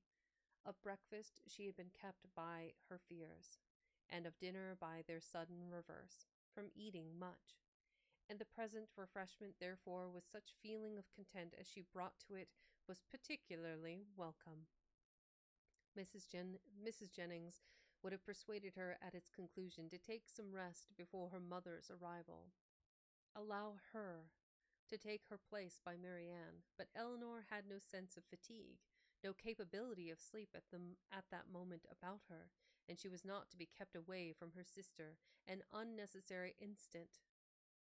Mrs. Jennings, therefore, attending her upstairs into the sick chamber to satisfy herself that all continued right, left her there again to her charge and her thoughts, and retired to her own room to write letters and sleep. The night was cold and stormy. The wind roared round the house, and the rain beat against the windows, but Eleanor, all happiness within, regarded it not. Marianne slept through every blast, and the travelers, they had a rich reward in store for every present inconvenience. The clock struck 8. Had it been 10, Eleanor would have been convinced that at that moment she heard a carriage driving up to the house, and so strong was the persuasion that she did, in spite of the almost impossibility of their being already come, that she moved into the adjoining dressing closet and opened a window shutter to be satisfied of the truth. She instantly saw that her ears had not deceived her. The flaring lamps of a carriage were immediately in view, but by their uncertain light she thought she could discern it to be drawn by 4 horses, and this, while it told the excess of her poor mother's alarm, gave some explanation to such unexpected rapidity. Never in her life had Eleanor found it so difficult to be calm as at that moment. The knowledge of what her mother must be feeling as the carriage stopped at the door, of her doubt, her dread, perhaps her despair, and of what she had to tell. With such knowledge, it was impossible to be calm. All that remained to be done was to be speedy, and therefore only staying till she could leave Mrs. Jennings' maid with her sister, she hurried downstairs. The bustle in the vestibule as she passed along an inner lobby assured her that they were already in the house. She rushed forwards towards the drawing room. She entered it and saw only Willoughby. Ooh. That, okay. So Willoughby is the one who's there. Asking after her sister? I don't know. This is kind of interesting.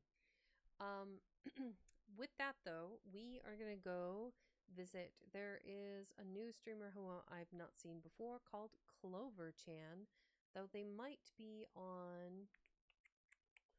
Let me pull up. First thing, edit this.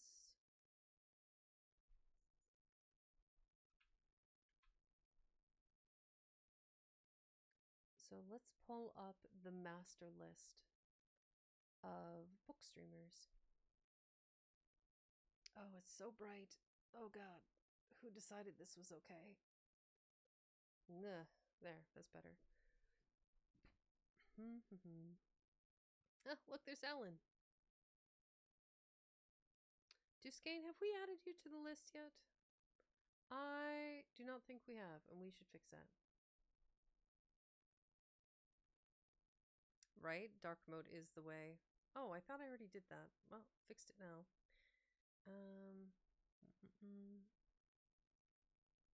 Ba ba ba da ba. Da da da da da da da da da da.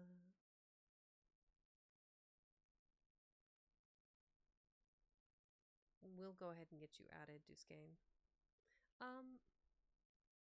Variety gaming stream that you have read in the past. Well, I tell you what, I will put the Google, let's see.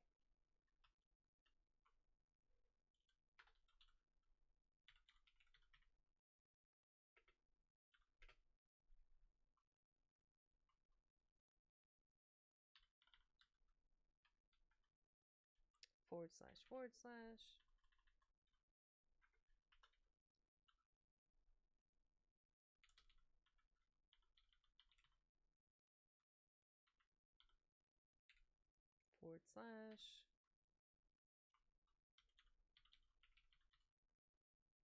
Did I spell that correctly? DEUSCAIN.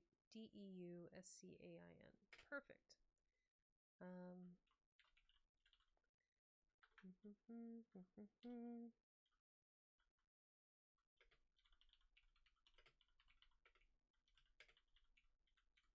Perfect. And this needs to be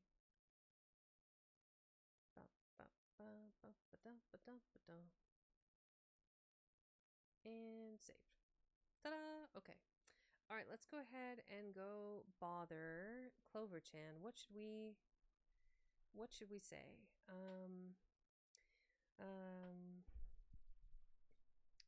Leaving sense and sensibility in suspense. Haha. Oh, alliteration. We love it. Raid.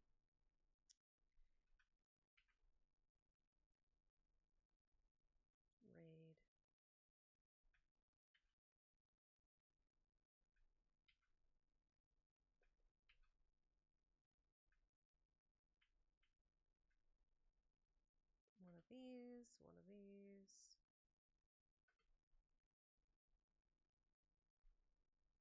And followed with another raid one at the end. There we go. So here shall be our raid message to Clover Chan. So be sure to copy that. If you copy it, the raid emote is a follower emote, not a subscriber one. So everyone who is here that's a follower should be able to use it. Excellent. Okay, so we're gonna go raid Clover-chan, and it looks like it's a special event, Spooky Stories by the Fire, including Non-Bitey Zombie, the Baniel, Podgkin, and a little later, Zovastria. So, yeah, let's go raid. Let's go say hello. Thank you, everyone, for reading or being here for the reading today. We'll be back at it and finish it up on Sunday. So hang tight. We'll see you guys on the weekend. And you're very welcome, Fallen and Duskane. Thank you. And to all of the new followers today, enjoy being part of my Libro files. All right, let's go, Gadget Raid.